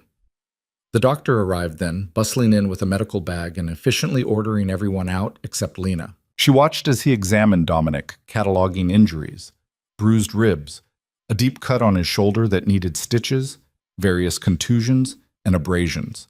Nothing life-threatening, but enough to make her stomach churn thinking about what he'd walked into. "You need rest," the doctor said finally. "Real rest. No work, no stress, just recovery." "Fine. Whatever you say." After the doctor left, they sat in silence, the early morning light filtering through the windows. Lena should go back to her room, give Dominic space to recover, but she found herself unable to move. "Thank you," she said finally. "For what?" "For coming back. For keeping your promise." She placed his hand on her stomach, where the baby was starting to wake and move. "For making it possible for our child to have a father." Dominic's expression crumbled. He pulled her close, burying his face against her shoulder, and she felt his body shake with silent sobs. The violence he'd committed, the lives he'd taken, the weight of protecting his family, all of it was crashing over him, and for once, he wasn't trying to maintain the mask of control. Lena held him, this complicated, dangerous, broken man who was the father of her child, and wondered if maybe, just maybe, they could find a way through this together. The days that followed felt suspended in time, caught between the violence that had just ended and the new life that was about to begin. Dominic recovered slowly, his body healing while something deeper shifted inside him. Lena watched the transformation with cautious curiosity, noting how he spent less time in his office conducting business and more time in the library reading books about fatherhood and child development. "Listen to this," he said one afternoon, looking up from a parenting guide. "It says babies can recognize their father's voice if he talks to them regularly before birth. We should be doing that more." Lena smiled despite herself. "We've been doing that. You talk to the baby every night." "I mean more structured. Stories, maybe. My grandmother used to read to me from this collection of Italian folk tales. I wonder if I still have it somewhere." "You're nesting." "I'm preparing. There's a difference." "Not much of one." She shifted on the couch, trying to find a comfortable position. At 8 months pregnant, comfort was increasingly elusive. "The baby's going to be here in 4 weeks. Are you ready for that?" The question made Dominic set down his book. "Honestly, I'm terrified. I've faced down armed men, negotiated with psychopaths, built an empire from nothing. But the idea of being responsible for a tiny human who's going to depend on me completely? That's the most frightening thing I've ever confronted." "At least you're honest about it." "Are you ready?" Lena considered the question carefully. "I don't think anyone's ever truly ready to become a parent, but I'm as prepared as I can be. I've read the books, taken the classes, set up the nursery. The rest is just showing up and doing the work." "You're going to be an amazing mother." "You keep saying that." Because it's true. You're strong, resourceful, protective. Everything a child needs. He moved to sit beside her, close enough that she could feel his warmth. I know I haven't given you many reasons to believe in me, but I want you to know something. I'm committed to this, to being a real father, not just a name on a birth certificate. Whatever it takes. Even if it means changing your life completely? Especially if it means that. Dominic reached for her hand, his touch tentative. I've been thinking about what you said, about the world I live in being too dangerous for a family. You were right. I usually am. So I'm making changes, real ones. He pulled out his phone and showed her a document. I've been working with attorneys to legitimize my business holdings. The criminal enterprises are being phased out or transferred to people who can handle them. Within 6 months, everything I control will be legal. Lena stared at the screen, trying to process what she was reading. Dominic, this is your entire empire. You're just walking away from it. I'm transforming it. There's a difference. He scrolled through pages of legal documents, corporate filings, business registrations. The real estate holdings were always legitimate. Same with the import businesses, once you remove the smuggling component. The restaurants, the construction companies, the waste management contracts, all of it can operate legally. It just won't be as profitable. And the people who work for you, the ones whose livelihoods depend on the criminal side, they're being offered positions in the legitimate operations if they want them. The ones who don't want to go straight are being given generous severance packages and connections to other organizations. No one's being abandoned. The scope of what he was describing was staggering. Dominic wasn't just making minor adjustments. He was completely restructuring his entire life, dismantling the empire he'd spent years building, all for the sake of their child. Why? She asked quietly. Why are you really doing this? Because I want my child to be proud of their father. Because I want to be able to answer honestly when they ask what I do for a living. Because I want to give them a life where they don't have to choose between family loyalty and moral integrity. He met her eyes. And because I want you to feel safe letting me be part of that life. Really part of it. Not just supervised visits and legal agreements. That's a lot of pressure to put on a baby who isn't even born yet. The baby isn't the pressure. It's the catalyst. For the first time in my life, I have something worth changing for. Someone worth being better for. His hand tightened on hers. 2 someones. Lena felt tears threatening and blamed it on pregnancy hormones rather than the genuine emotion his words stirred. This doesn't change everything between us. You know that, right? We still have a lot of complicated history. I know. I'm not expecting instant forgiveness or for you to suddenly trust me completely. I'm just asking for the chance to prove I can be the kind of man our child deserves. The kind of man you deserve. Before she could respond, the baby kicked hard enough to make her gasp. Dominic's hand was on her stomach immediately, feeling the movement. Strong kick, he said with a smile. Definitely takes after you. Or after you. You're the stubborn one. We're both stubborn. This kid doesn't stand a chance. The moment of levity eased some of the tension, and they sat together in comfortable silence, Dominic's hand on her stomach, feeling their child move and shift. It was the closest they'd been in months, not just physically, but emotionally. And Lena found herself wondering if maybe his transformation was genuine. If maybe, despite everything, they could find a way to build something real. The thought was interrupted by her phone ringing. Rebecca Martinez's name appeared on the screen. I should take this, Lena said, accepting the call. Rebecca, hi. What's up? Lena, I need to ask you something, and I need you to be completely honest with me. Rebecca's voice was tight with concern. Are you at the Varese estate of your own free will? The question sent alarm bells ringing. Yes, of course. Why? Because I received a very concerning anonymous message suggesting you're being held there against your will. It included photos of the estate's security, guard rotations, entry points. Someone's been conducting surveillance. Lena's blood ran cold. When did you receive this? 20 minutes ago. I tried calling immediately, but it went to voicemail. The estate has signal dampening in some areas. Rebecca, who sent this? Do you have any idea? No, it came through an encrypted service, untraceable. But Lena, this is serious. If someone's watching the estate, gathering intelligence, I need to call you back. Lena ended the call and turned to Dominic, who was already on his feet, his expression deadly serious.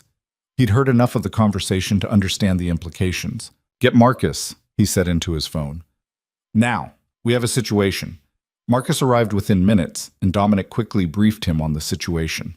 The security chief's expression grew increasingly grim as he listened. "We've had no indication of surveillance," Marcus said. "Our counter-surveillance sweeps are thorough. If someone's been watching us, they're using methods we haven't detected. Then our methods aren't good enough." Dominic's voice was cold. "I want the entire security protocol reviewed and upgraded. Bring in outside consultants if you need to. And I want to know who sent that message to Lena's attorney and why." "On it." Marcus left, already issuing orders into his radio. Lena stood, pacing despite the awkwardness of her pregnant body. "This doesn't make sense. You eliminated Kozlov. His organization is scattered. Who else would target us?" "That's what we're going to find out." Dominic was typing rapidly on his phone, messages flying to various contacts. "But until we know, we need to assume the worst. You're not leaving the estate, period." "I wasn't planning to. I'm 8 months pregnant and the size of a house. I'm not exactly mobile." "I'm serious, Lena. Something about this feels wrong. The timing, the method, the fact that they sent it to your lawyer instead of directly to you. Someone's playing a game, and I don't like it." Over the next few hours, the estate transformed into a fortress. Additional security arrived, surveillance equipment was upgraded, every entry point was reinforced. Dominic's people swept the grounds repeatedly, looking for signs of observation or intrusion. They found nothing. That night, Lena lay in bed unable to sleep, listening to footsteps in the hallways as guards patrolled. The baby was restless too, moving constantly, as if picking up on her anxiety. She was debating whether to get up and walk around when her door opened quietly. "It's just me," Dominic said softly. "I saw your light was on. Can I come in?" "It's your house. It's your room. There's a difference." He entered anyway, closing the door behind him. He was dressed casually in sweatpants and a t-shirt, looking more approachable than he did in his usual suits. "Can't sleep?" "The baby's doing gymnastics. I have to pee every 20 minutes. And someone's apparently watching the estate with unknown intentions. Sleep seems unlikely." "Mind if I stay?" "Just until you fall asleep. I promise I'll behave." Lena should say no. Maintaining boundaries was important, especially now when emotions were running high and fears were amplified. But the truth was, she didn't want to be alone. Not tonight. "Stay," she said, shifting over to make room. Dominic settled on top of the covers beside her, maintaining a careful distance. They lay there in the semi-darkness, listening to the sounds of the estate settling around them. "Tell me something true," Lena said finally. "Something you've never told anyone else." "Why?" "Because I'm scared, and distraction would be helpful, and because I want to know who you really are beneath all the layers." Dominic was silent for so long she thought he might not answer. Then he spoke, his voice quiet in the darkness. "When I was 12, my parents were killed in what everyone said was a car accident, but I knew better. I saw the men following us that day. I saw my father's face when he realized what was happening, and I heard him tell my mother he was sorry, that he tried to protect us but failed." He paused. "The accident was staged by a rival family. My grandmother knew it too, but she couldn't prove it, couldn't fight back without starting a war she couldn't win. So we pretended to believe the lie." "Dominic, I spent the next 10 years preparing, learning, watching, building connections and power. And when I was strong enough, I went after every person who'd been involved in killing my parents. It took 3 years, but I found them all. And I made them pay." The revelation hung heavy in the air. Lena had known Dominic's empire was built on violence, but hearing the origin story made it real in a way that statistics and news reports never could. "How old were you when you finished?" she asked. 25. By then, I'd built enough power that no one could touch me. But I was also completely alone. My grandmother had died the year before. I had money and influence and fear, but no one who actually knew me. No one who cared whether I lived or died beyond what it meant for their business interests. That sounds lonely. It was. It is. He turned his head to look at her. Until you walked into that diner with your smart mouth and your refusal to be impressed by money or power, you saw me, Lena, really saw me. Not the boss or the empire or the fear, just Me. Do you have any idea how rare that is? So you decided to collect me like a rare artifact? I decided to hold on to the first real thing I'd found in my life. He reached out slowly, giving her time to pull away, and placed his hand on her stomach. The baby kicked immediately, a strong movement that made them both smile. And now we're creating something even more real. Someone who's going to carry part of both of us into the future. No pressure on the kid. All the pressure. They're going to have to put up with two incredibly stubborn parents who can't seem to figure out how to coexist without either fighting or running away. We're doing better than we were. The bar was underground. We didn't have far to go to improve. Lena laughed despite herself and felt some of the tension ease. They talked for another hour, trading stories and fear and hopes for the future, until finally Lena felt sleep pulling at her. Dominic stayed exactly where he was, his hand on her stomach, his presence somehow comforting rather than threatening. She woke to sunlight streaming through the windows, and Dominic gone, though a note on the pillow said he'd stayed until dawn. The gesture touched her more than it probably should have. The morning brought new developments. Marcus appeared at breakfast with information that made Lena's stomach drop. We identified the source of the surveillance photos, he said, pulling up images on a tablet. They weren't taken recently. They're from 8 months ago, right before Ms. Carter left. Someone had been watching the estate back then and held on to the images until now. Why send them now? Lena asked. What's the point? That's what we can't figure out, unless… Marcus hesitated, looking at Dominic. Unless what? Dominic's voice was dangerous. Unless someone's trying to make you paranoid, to make you second-guess your security, divide your attention, keep you looking over your shoulder when you should be focused on other things. Like legitimizing my business operations, Dominic said slowly, like restructuring my entire empire. Someone who benefits from me staying in the criminal world would have every reason to want me distracted right now. Who knows about your plans? Lena asked. Too many people. The lawyers, the accountants, key personnel who need to be brought into the loop for the transition. Any one of them could have leaked information to someone who doesn't want to see me go legitimate. The realization shifted everything. This wasn't about kidnapping or ransom or attacking Dominic's family. This was about sabotaging his attempt to leave the criminal world behind. So what do we do? Lena asked. We don't take the bait. We maintain security, but we don't let fear control us. And we keep moving forward with the transition. Dominic's expression was determined. Whoever's behind this wants me to stay in the life. The best revenge is proving I can leave. The next 3 weeks passed in a strange limbo of heightened security and cautious normalcy. Lena continued her preparations for the baby's arrival, attending virtual prenatal appointments and reading every parenting book she could find. Dominic split his time between managing the business transition and hovering near Lena with increasing frequency as her due date approached. You know I'm not going to spontaneously explode, right? She said one afternoon, finding him watching her from the doorway for the 3rd time that day. The books say labor can start any time now. I want to be prepared. By staring at me? By being available if you need anything. What I need is for you to relax. You're making me nervous. Sorry. I'll try to hover less, obviously. That would be appreciated. But despite her words, Lena found his presence comforting. The estate felt safer with him nearby, and as her body prepared for labor with increasing Braxton Hicks contractions and general discomfort, knowing help was close provided peace of mind. Labor started on a Tuesday morning, 3 days before her official due date. Lena woke to cramping that was different from the practice contraction she'd been experiencing. Stronger, more purposeful. She lay still for a moment, timing them, and felt a flutter of excitement mixed with terror when they came at regular intervals.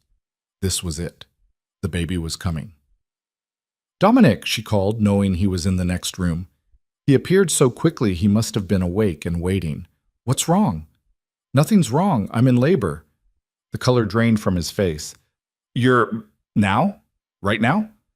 Contractions are about 10 minutes apart. We have time, but we should probably head to the hospital soon. Hospital. Right. Okay. Dominic pulled out his phone with shaking hands. I'll call the doctor. Get the car ready. Make sure the room is prepared. Dominic, breathe. I am breathing. No, you're hyperventilating. Sit down before you pass out. He sat, looking so uncharacteristically rattled that Lena almost laughed. This was the man who'd faced down armed enemies without flinching, and he was coming apart because she was having a baby. "We practiced this," she reminded him.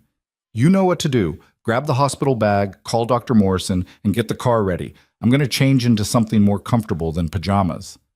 "Right, yes, hospital bag." He stood, then sat again. "Where's the hospital bag?" "In the nursery closet, where we put it 2 weeks ago." "Nursery, closet, got it." Lena watched him sprint from the room and allowed herself a small smile despite the contraction building in her abdomen. If nothing else, seeing Dominic completely undone by impending fatherhood was entertaining. The drive to the hospital was tense but uneventful. Dominic had arranged for a private suite weeks ago, complete with security stationed discreetly outside. Dr. Morrison met them there, calm and competent, checking Lena's progress and confirming she was indeed in active labor. "Everything looks good," the doctor said. "You're at 4 centimeters. Could be a few more hours, could be faster. Every labor is different." It turned out to be somewhere in between. Lena labored through the afternoon and into early evening, Dominic staying by her side the entire time. He held her hand through contractions, brought her ice chips when she needed them, and provided a target for her increasingly creative insults as the pain intensified. "I hate you," she panted during a particularly brutal contraction. "This is your fault. Your stupid, overachieving sperm. I know. I'm sorry. You're doing amazing. Don't patronize me. I will end you." "Noted. Squeeze my hand as hard as you need to." "I'm going to break your fingers." "That's fine. I deserve it." By 8 o'clock that evening, Lena was fully dilated and ready to push. The next hour was a blur of pain and effort and medical personnel offering encouragement. Dominic stayed at her shoulder, whispering things she barely heard but found comforting anyway, his presence anchoring her through the hardest physical challenge of her life. And then, with one final push that took everything she had, their baby entered the world. The first cry was the most beautiful sound Lena had ever heard. Dr. Morrison lifted the baby, announcing, "It's a girl," before placing the tiny, perfect human on Lena's chest. Lena looked down at her daughter, their daughter, and felt the world reorganize itself around this new reality. Tiny fingers, a shock of dark hair, eyes scrunched shut as she wailed her displeasure at being evicted from her warm home. She was perfect and terrifying and completely dependent on them. "Hi, baby girl," Lena whispered, tears streaming down her face. "We've been waiting to meet you." Dominic stood frozen beside the bed, staring at his daughter with an expression of absolute wonder. When he finally spoke, his voice was thick with emotion. "She's perfect." "She is. Do you want to hold her?" The nurse took the baby for weighing and measurements, then wrapped her in a blanket and brought her to Dominic. He accepted his daughter with trembling hands, cradling her like she was made of glass. "Isabella Grace," he said softly. "If that's still okay with you." Lena nodded, too emotional to speak. They discussed names over the past few weeks, finally settling on Isabella for Dominic's grandmother and Grace for Lena's mother. A bridge between both their families, both their histories. "Isabella Grace Varese Carter," Lena managed. A big name for such a small person. "She'll grow into it." Dominic couldn't take his eyes off his daughter. "She's beautiful, Lena, just like her mother." The hours that followed were exhausting and overwhelming and more joyful than Lena had imagined possible. Isabella nursed for the first time, slept in her father's arms, was examined and pronounced perfectly healthy. As night fell and the hospital quieted, Lena found herself watching Dominic hold their daughter, seeing in his face a tenderness she'd never witnessed before. "You're staring," he said without looking away from Isabella. "So are you. Can you blame me? I helped make this perfect tiny human. It's miraculous. It's biology. Biology doesn't explain why I feel like my heart is going to explode every time she makes a sound, or why I'm already planning how to protect her from every possible danger in the world. That's called being a parent. Welcome to the club." Dominic finally looked up at her. "Thank you for carrying her, for bringing her safely into the world, for giving me this gift. I don't have words for what it means." "You're welcome. But Dominic, this is just the beginning. The hard part comes next, actually raising her, keeping her safe and healthy and happy for the next 18 years. Minimum. I know, and I promise you I'm ready for it, whatever it takes. He stood carefully, bringing Isabella to the bed. We should let you rest. The nurse said she'll take Isabella to the nursery for a few hours so you can sleep. No. The word came out more sharply than Lena intended. I want her here, in the room with us. I need to know she's safe. Something in her tone must have conveyed the depth of her fear, because Dominic simply nodded. Then she stays. We'll take shifts watching her if you want. I'm not leaving anyway. True to his word, Dominic settled into the chair beside Lena's bed, Isabella sleeping peacefully in the bassinet between them. Every few minutes, one or both of them would lean over to check that she was still breathing, still real, still theirs. In the quiet darkness of the hospital room, Lena felt something shift inside her. For months, she'd been fighting against Dominic, against his control, against the life he represented. But looking at him now, watching their daughter with such fierce devotion, she realized that maybe they could build something new. Not the toxic dynamic of possession and escape, but something more balanced, something real. It wouldn't be easy. They had too much history, too many complications, too many fundamental differences in how they viewed the world. But for Isabella's sake, and maybe, just maybe, for their own, it was worth trying.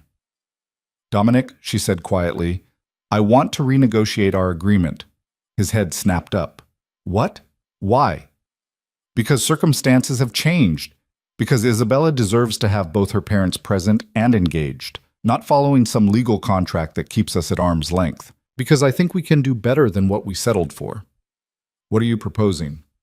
I want us to try, really try. Not as adversaries negotiating terms, but as partners figuring out how to raise our daughter together. Living in the same house, making decisions together, building something that looks like a family, even if it doesn't fit the traditional mold. Dominic's expression was unreadable. Are you sure? A week ago you were insisting on separate wings and strict boundaries. A week ago I hadn't held our daughter yet, hadn't seen you with her. Things are different now. They are. He moved to sit on the edge of her bed, close enough to take her hand. I want that too, Lena. More than I can express. But I need you to know that I'm still committed to changing my life. To being someone Isabella can be proud of. That doesn't change. I know, and I'm going to hold you to it. Good. I'd expect nothing less. Isabella stirred in her bassinet, making a soft sound that had both parents immediately on alert. But she settled again, one tiny fist escaping the blanket to wave aimlessly in the air. We're going to figure this out, Lena said with more confidence than she felt. One day at a time. One day at a time, Dominic agreed, squeezing her hand. Together. The first weeks with Isabella were a blur of sleepless nights, diaper changes, and the steep learning curve of new parenthood. Lena had read all the books, attended all the classes, but nothing truly prepared her for the reality of being responsible for another human being 24 hours a day. Dominic surprised her by being genuinely helpful rather than just hovering. He changed diapers without complaint, walked the halls at 3 a.m, soothing a crying baby, and somehow managed to function on even less sleep than Lena while still running his increasingly legitimate business empire. How are you not dead? Lena asked one morning, finding him in the nursery with Isabella, both of them wide awake at 5 a.m. You slept maybe 2 hours last night. I functioned on less during business negotiations that lasted days. He adjusted Isabella in his arms, supporting her head with the practiced ease he'd developed quickly. Besides, I don't want to miss anything. She changes every day. Gets a little bigger, a little more alert. If I sleep, I might miss something important. You're going to burn out. So will you if you don't go back to bed. I've got her. Sleep while you can. Lena wanted to argue, but exhaustion won. She stumbled back to bed and was asleep within minutes, trusting Dominic with their daughter in a way that would have seemed impossible just months ago. The trust was still new, still fragile, but it was growing. Dominic kept his promises about the business transition, showing her financial reports and legal documents that proved the criminal operations were being systematically dismantled. He'd brought in outside consultants to help restructure everything, ensuring the legitimate businesses could stand on their own without the illegal revenue streams that had once supported them. It's actually more profitable than I expected, he told her one afternoon while Isabella napped between them on the couch. Turns out when you're not paying protection money or bribes or covering up criminal activity, The profit margins improved significantly. Who would have thought honesty could be lucrative? Revolutionary concept, I know. He reached over to adjust Isabella's blanket. My accountant is thrilled. Says for the first time in his career, he doesn't have to maintain 2 sets of books. How are your people taking the transition? Better than expected. Most of them are relieved, actually. The ones who wanted to stay in the life have moved on to other organizations with generous recommendations. The ones who stayed are building something they can be proud of, something they can tell their families about without lying. The change in Dominic extended beyond just business. Lena noticed he smiled more, seemed lighter somehow, as if shedding the weight of the criminal empire had lifted a burden she hadn't fully recognized he was carrying. He spent hours playing with Isabella, making ridiculous faces to coax smiles from her, narrating everything he did in a gentle voice that bore no resemblance to the cold tone he used to use with his subordinates. "You're good at this," Lena observed, watching him bathe Isabella with careful attention. "The father thing. I'm terrified I'm going to break her." "You're not going to break her. You're doing great. She's so small, so fragile. How are humans not extinct when we start out this vulnerable?" "We have parents who protect us. Usually." Lena paused. "Dominic, I've been thinking about something. About us." His hand stilled in the water. "What about us?" "We're living together, raising Isabella together, functioning like a family in every way except one. And I keep wondering if maybe we should make it official." "Official how?" "I don't know. Maybe not marriage, that feels like too much pressure. But something more than just co-parenting. Something that acknowledges we're building a life together, not just sharing space for Isabella's sake." Dominic lifted Isabella from the bath, wrapping her in a soft towel. "What changed? A month ago you were still insisting on separate wings and independence. A month ago I was still fighting against the past. But I'm starting to think maybe I should be fighting for the future instead." Lena took Isabella, holding her close. "You've changed, Dominic, really changed. And I think I need to acknowledge that instead of waiting for you to revert to who you were, I could still revert. Change is hard, and I'm learning as I go. So am I. We both are. But maybe that's okay. Maybe perfect isn't the goal. Maybe good enough is actually good enough." Dominic reached out and tucked a strand of hair behind Lena's ear, the gesture tender and intimate. "I want more than good enough with you. I want extraordinary. I want the kind of partnership where we challenge each other to be better, where we build something that's greater than the sum of its parts." That's very poetic for a former crime boss. "I've been reading, trying to expand my emotional vocabulary." He smiled. "The parenting books all say it's important to express feelings clearly." "And what are your feelings? Clearly." "I love you." The words were simple but weighted with meaning. "I think I've loved you since that first night in the diner when you laughed at my expensive suit and treated me like a regular person instead of someone to fear. I loved you when you ran, even though it nearly destroyed me. And I love you now, watching you be the amazing mother I knew you'd be. I love you, Lena, completely and without reservation." The declaration hung in the air between them. Lena's heart was racing, her mind cycling through years of complicated history and the fragile present they'd built. "I don't know if I love you," she said honestly. "I care about you. I respect what you're becoming. I trust you with our daughter. But love? That feels like something I need to be sure about before I say it." "That's fair. Take your time. I'm not going anywhere." "You say that now, but what happens when I'm difficult? When I push back against decisions or insist on doing things my way? Then we negotiate. We compromise. We figure it out together like adults." Dominic took Isabella back, cradling her against his chest. "I'm not asking for perfect agreement on everything. I'm asking for partnership, for the chance to prove that we can build something real." Before Lena could respond, her phone rang. Rebecca Martinez's name flashed on the screen, and Lena felt her stomach tighten. Calls from her attorney were rarely social. "Rebecca, hi. What's going on?" "Lena, I have news. We identified who sent those surveillance photos." Rebecca's voice was tight with controlled anger. "It was Martin Chen." Lena's mind raced, trying to place the name. "Who's Martin Chen?" "Your former attorney, the one who drafted your initial agreement with Dominic before you came to me." The revelation hit like ice water. Martin Chen had been the lawyer Dominic recommended when they first negotiated terms. She'd only worked with him briefly before switching to Rebecca, uncomfortable with how closely aligned he seemed with Dominic's interests. Why would he do that? Lena asked. Money, most likely. Someone paid him to create chaos, to make you doubt the security at the estate and question whether you were safe. We're still tracking down who hired him, but preliminary evidence suggests it was someone within Dominic's former organization. Someone who didn't want to see him go legitimate. Dominic had gone very still, listening to the conversation. When Lena ended the call, he was already on his phone, issuing rapid orders. I want Chen found, now, and I want to know everyone he's been in contact with for the past 6 months. Someone in my organization betrayed me, and I want names. Dominic, this ends today. His voice was cold, the crime boss emerging beneath the doting father. No one threatens my family and walks away. No one. Wait, just wait. Lena placed a hand on his arm. You're doing it again. Reverting to violence and control as your first response. This is exactly what you're supposed to be moving away from. Someone tried to manipulate you, to make you afraid, to sabotage everything we're building. I'm supposed to just let that go? I'm saying there are legal ways to handle this. We have evidence of Chen's involvement. We can report him to the Bar Association, pursue criminal charges if warranted. We don't need your old methods.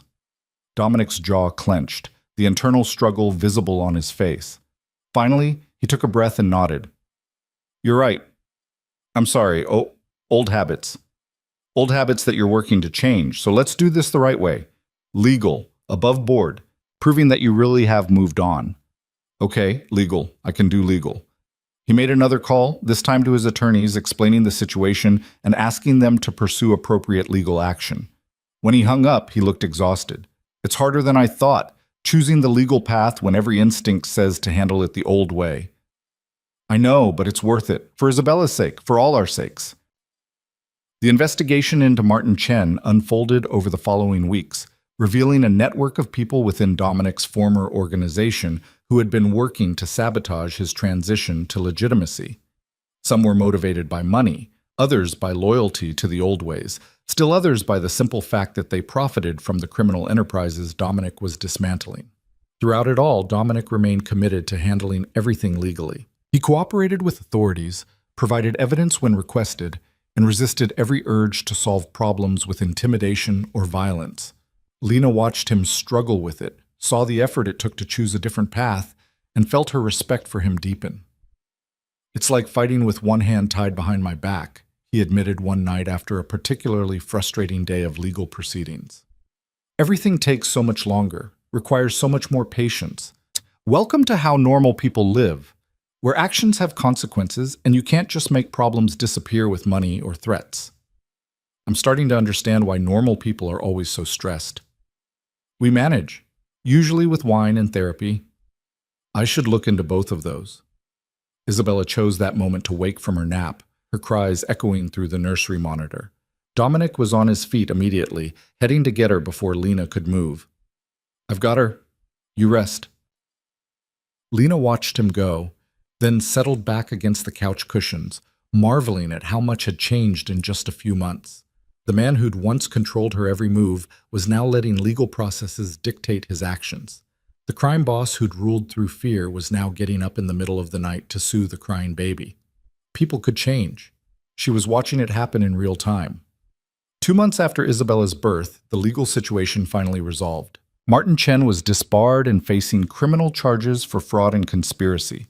The people within Dominic's organization who'd been working against him were either in custody or had fled, their influence neutralized.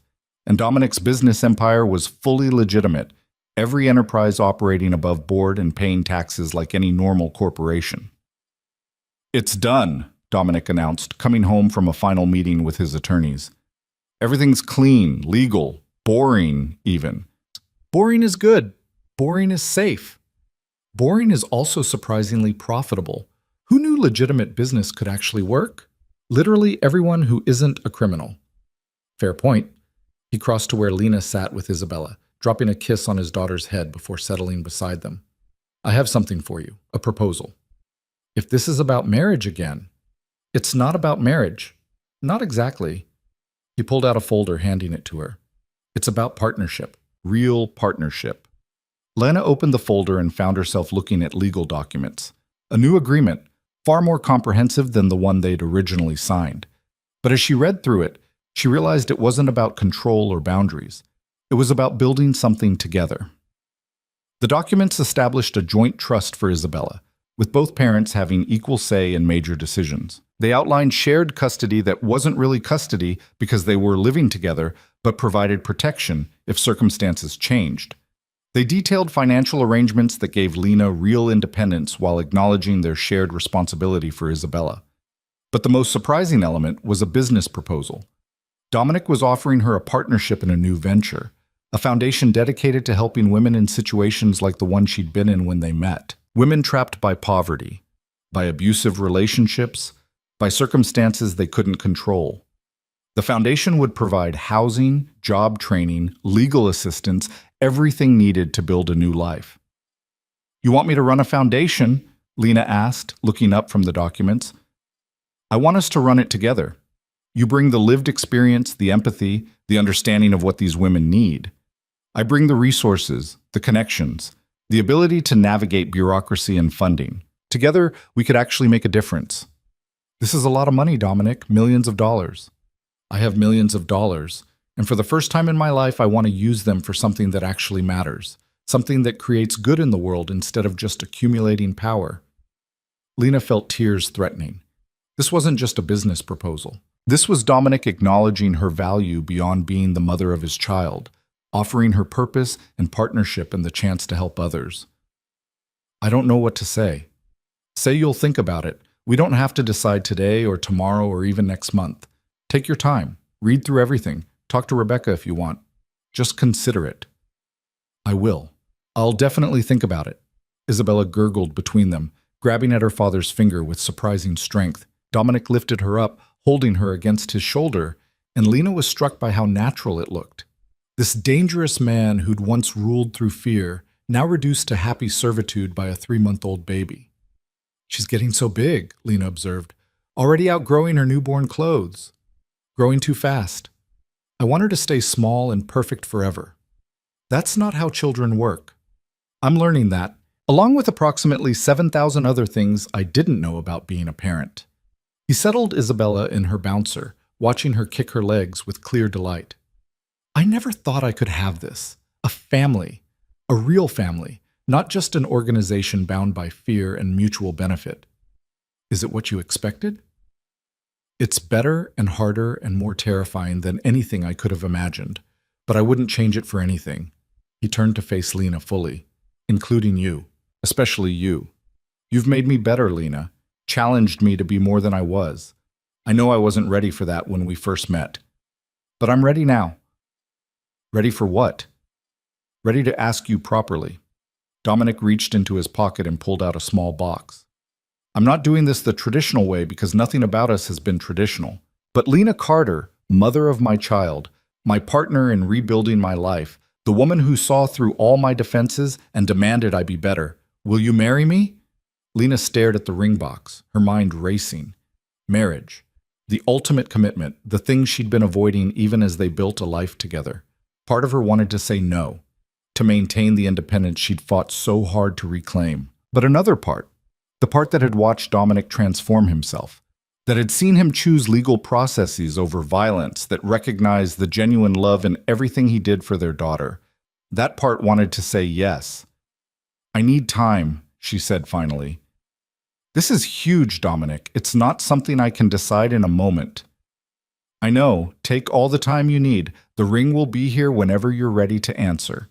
He set the box on the table between them. "I'm not going anywhere, and I'm not pressuring you. I just wanted you to know that when you're ready, I am too." The ring box sat on Lena's nightstand for 3 weeks, a constant reminder of the question she hadn't answered. She found herself looking at it at odd moments, picking it up, opening it to look at the simple but elegant diamond inside, then setting it down again without putting it on. Rebecca advised her to take her time, to be certain before making such a permanent commitment. Her few friends from the community center back in Toronto expressed concern that she was rushing into something with a man who'd controlled her before. Even the prenatal group she'd attended remotely had opinions about whether marriage was the right choice. But the person whose opinion mattered most was the one Lena saw in the mirror every morning. And that person was genuinely conflicted. The turning point came on a random Thursday afternoon. Lena was folding laundry while Isabella played on a blanket nearby when Dominic appeared in the doorway, his phone in hand and his expression serious. "I need to tell you something," he said, "and I need you to hear me out before you respond." Lena's stomach clenched. "What's wrong?" "Nothing's wrong, but I got a call today from Marco Santini. He's trying to restart his operation in Philadelphia and wanted to know if I'd be interested in partnering with him. Significant money, minimal risk, using my existing infrastructure and connections." "What did you tell him?" "I told him no. Unequivocally, permanently no. And I wanted you to know about it because transparency is important and because I want you to understand that I'm making these choices consciously. Not because I have to, but because I choose to. Because the life I'm building with you and Isabella is worth more than any amount of money or power." Something clicked into place inside Lena. This was what she'd been waiting for. Evidence that when faced with real temptation, Dominic would still choose their new life over his old one. It was one thing to talk about change, another to actually make it when the opportunity for easy money presented itself. "Thank you for telling me," she said quietly. "Always. No secrets, no hidden agendas. That's the foundation we're building on." Lena set down the laundry, crossed to him, and kissed him. Not the careful, tentative kisses they'd shared since Isabella's birth, but a real kiss full of emotion and promise and possibility. When they finally broke apart, Dominic looked dazed. "What was that for?" "For being who you are now, for choosing us, for proving that change is real and sustainable, not just performance." She took his hand. "Ask me again." "Ask you what?" "You know what." Understanding dawned in Dominic's eyes. He took both her hands in his expression tender and vulnerable in a way that still surprised her sometimes. "Lena Carter, will you marry me?" "Yes.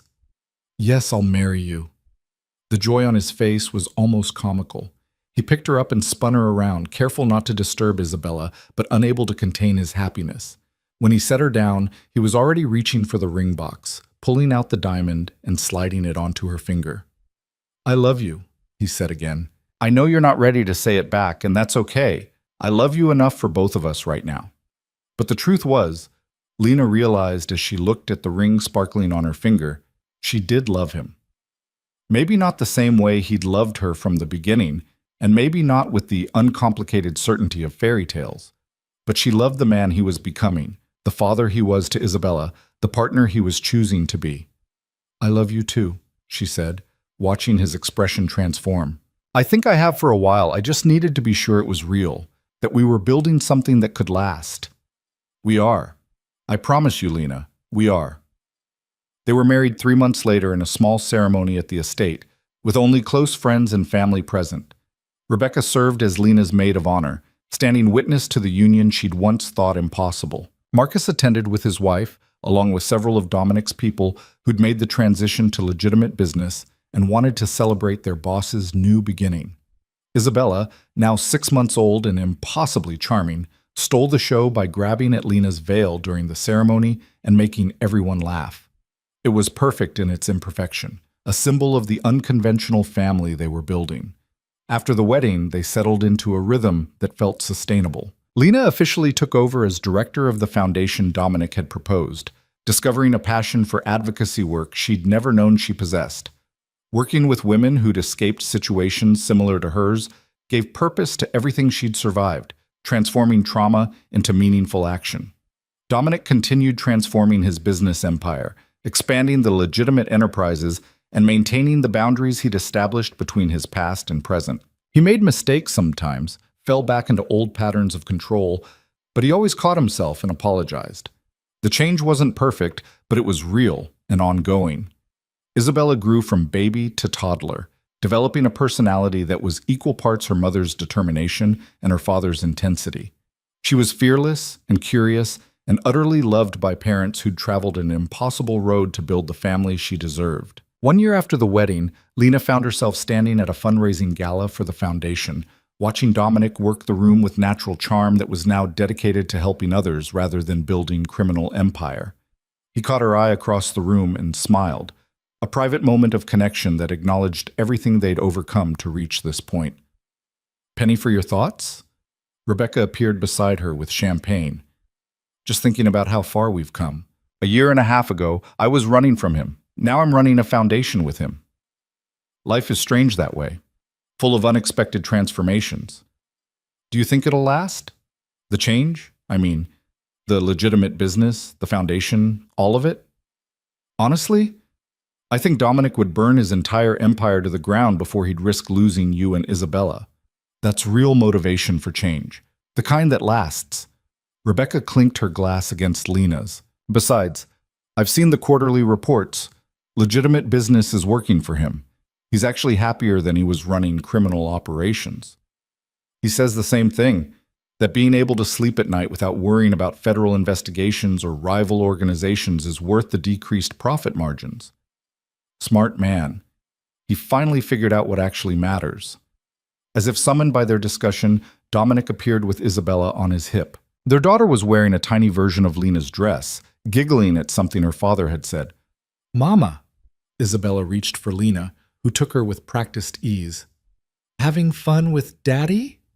"We've been networking," Dominic said with mock seriousness. "Isabella's very popular with donors. She's already secured 3 large commitments just by being adorable. That's my girl, using her powers for good. Just like her mother." He slipped an arm around Lena's waist, pulling her close. "I have news. The paperwork finally cleared on the Philadelphia expansion. The foundation is officially opening a second location." "Dominic, that's incredible. Do we have the funding secured?" "Fully funded for the first 2 years. After that, we'll need to fundraise, but I'm confident we can make it work." He kissed the top of Isabella's head. "We're helping people, Lena. Really helping them. Making a real difference." "We are. And it feels amazing." The gala continued around them. Donors mingling, staff coordinating, success stories being shared by women the foundation had helped. This was their legacy now, not criminal enterprises or accumulated power, but genuine positive impact on people's lives. Later that night, after Isabella was asleep and the event had ended, Lena and Dominic sat on the terrace overlooking the estate grounds. The same grounds she'd fled across in the rain 18 months ago, desperate for freedom. Now she was here by choice, building a life she'd never imagined possible. "Do you ever regret it?" Dominic asked quietly. "Staying with me instead of running again when you had the chance?" "Sometimes I wonder what my life would have looked like if I'd stayed in Toronto, raised Isabella alone, never given you another opportunity. But regret? No. This is harder in some ways, more complicated, definitely messier, but it's also richer, more meaningful. We're building something real together, and that's worth the complications. I regret how we started, the control, the possession, all the ways I tried to keep you without understanding that you can't keep someone who doesn't want to stay. But you learned. You changed. That's what matters. Because you demanded it. Because you refused to settle for less than you deserved." He took her hand, running his thumb over her wedding ring. "I'm a better person because you wouldn't let me be anything less. You're a better person because you chose to be. I just provided motivation. Essential motivation." He pulled her close, and they sat together in comfortable silence, watching the moon rise over the Hudson Valley. Somewhere inside, Isabella slept peacefully in her nursery, unaware of the complicated history that had brought her parents together. She would grow up knowing only that her father ran successful businesses and her mother helped women in crisis. She would know safety, stability, and love that came without conditions or control. She would have choices, real choices, about her education, her interests, her future. Everything Lena had promised her that night in the Toronto apartment when she was still unborn, and the future was uncertain. "I've been thinking," Lena said, breaking the silence, "about expanding my role at the foundation, maybe going back to school, getting a degree in social work or nonprofit management, making this a real career instead of just something I fell into. I think that's an excellent idea. You're a natural at it, and formal training would only make you more effective." Dominic shifted to look at her. "Whatever you need to make it happen, time, resources, childcare for Isabella, just say the word." "Just like that? You're not worried about me being too independent? Lena, your independence is what makes you extraordinary. Why would I want to limit that? He smiled. Besides, I learned my lesson about trying to control you. It doesn't work, and it nearly cost me everything. You really have changed. I'm still changing. Every day I'm learning how to be better. For you, for Isabella, for myself. The work never stops. Good. Because the minute you stop trying is the minute we start having problems. Noted and accepted. They talked for another hour, planning the foundation's expansion, discussing Isabella's upcoming first birthday party, debating whether they were ready for another child someday. Normal conversations between partners building a shared future, remarkable only in how unremarkable they'd become. When they finally went inside, Lena paused at Isabella's nursery door. Their daughter was sleeping peacefully, one arm thrown above her head, her expression content. The room was different from the one Dominic had prepared in the estate months ago. Lena had redecorated, adding her own touches, making it truly theirs rather than his. She's perfect, Dominic whispered from behind her. She is, and she's going to have the childhood we never did. Safety, stability, parents who work together instead of tearing each other apart. She's going to have everything we can give her, and when she's old enough to understand, we'll tell her our story. All of it, including the complicated parts. She'll probably write a therapy-heavy memoir someday. Probably. But she'll know she was loved. Absolutely, unconditionally loved. That's more than many people get. They stood together watching their daughter sleep. Two people who'd started as adversaries and become partners, who'd fought through impossibility to build something real. It wasn't a fairy tale. There was no perfect happy ending where all problems disappeared, but it was honest and hard-won and theirs.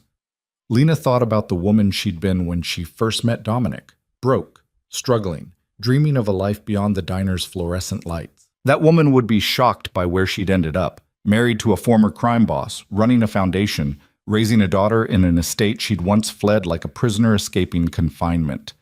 But that woman had also been braver than she'd known, strong enough to run when running was necessary, strong enough to stay when staying became possible, strong enough to demand change and wait for it to actually happen. Come to bed, Dominic said softly, taking her hand. Isabella will be up in a few hours anyway. We should sleep while we can. Lena let him lead her away from the nursery, down the hallway that had once felt like a maze of control and now felt like home. They'd built this together, not just the house or the foundation or the legitimate business empire, but the trust that made it all possible. Tomorrow would bring new challenges. The foundation would need attention, Isabella would need care, the business would require decisions and problem solving. But they would face it together, partners in every sense of the word, building a future neither of them could have imagined when they first met in that rundown diner. The rain had been falling that night too, Lena remembered. Different rain, different city, different versions of themselves, but the same two people underneath finding their way toward each other through all the complicated circumstances that should have kept them apart. Sometimes the most unlikely paths led to the most meaningful destinations.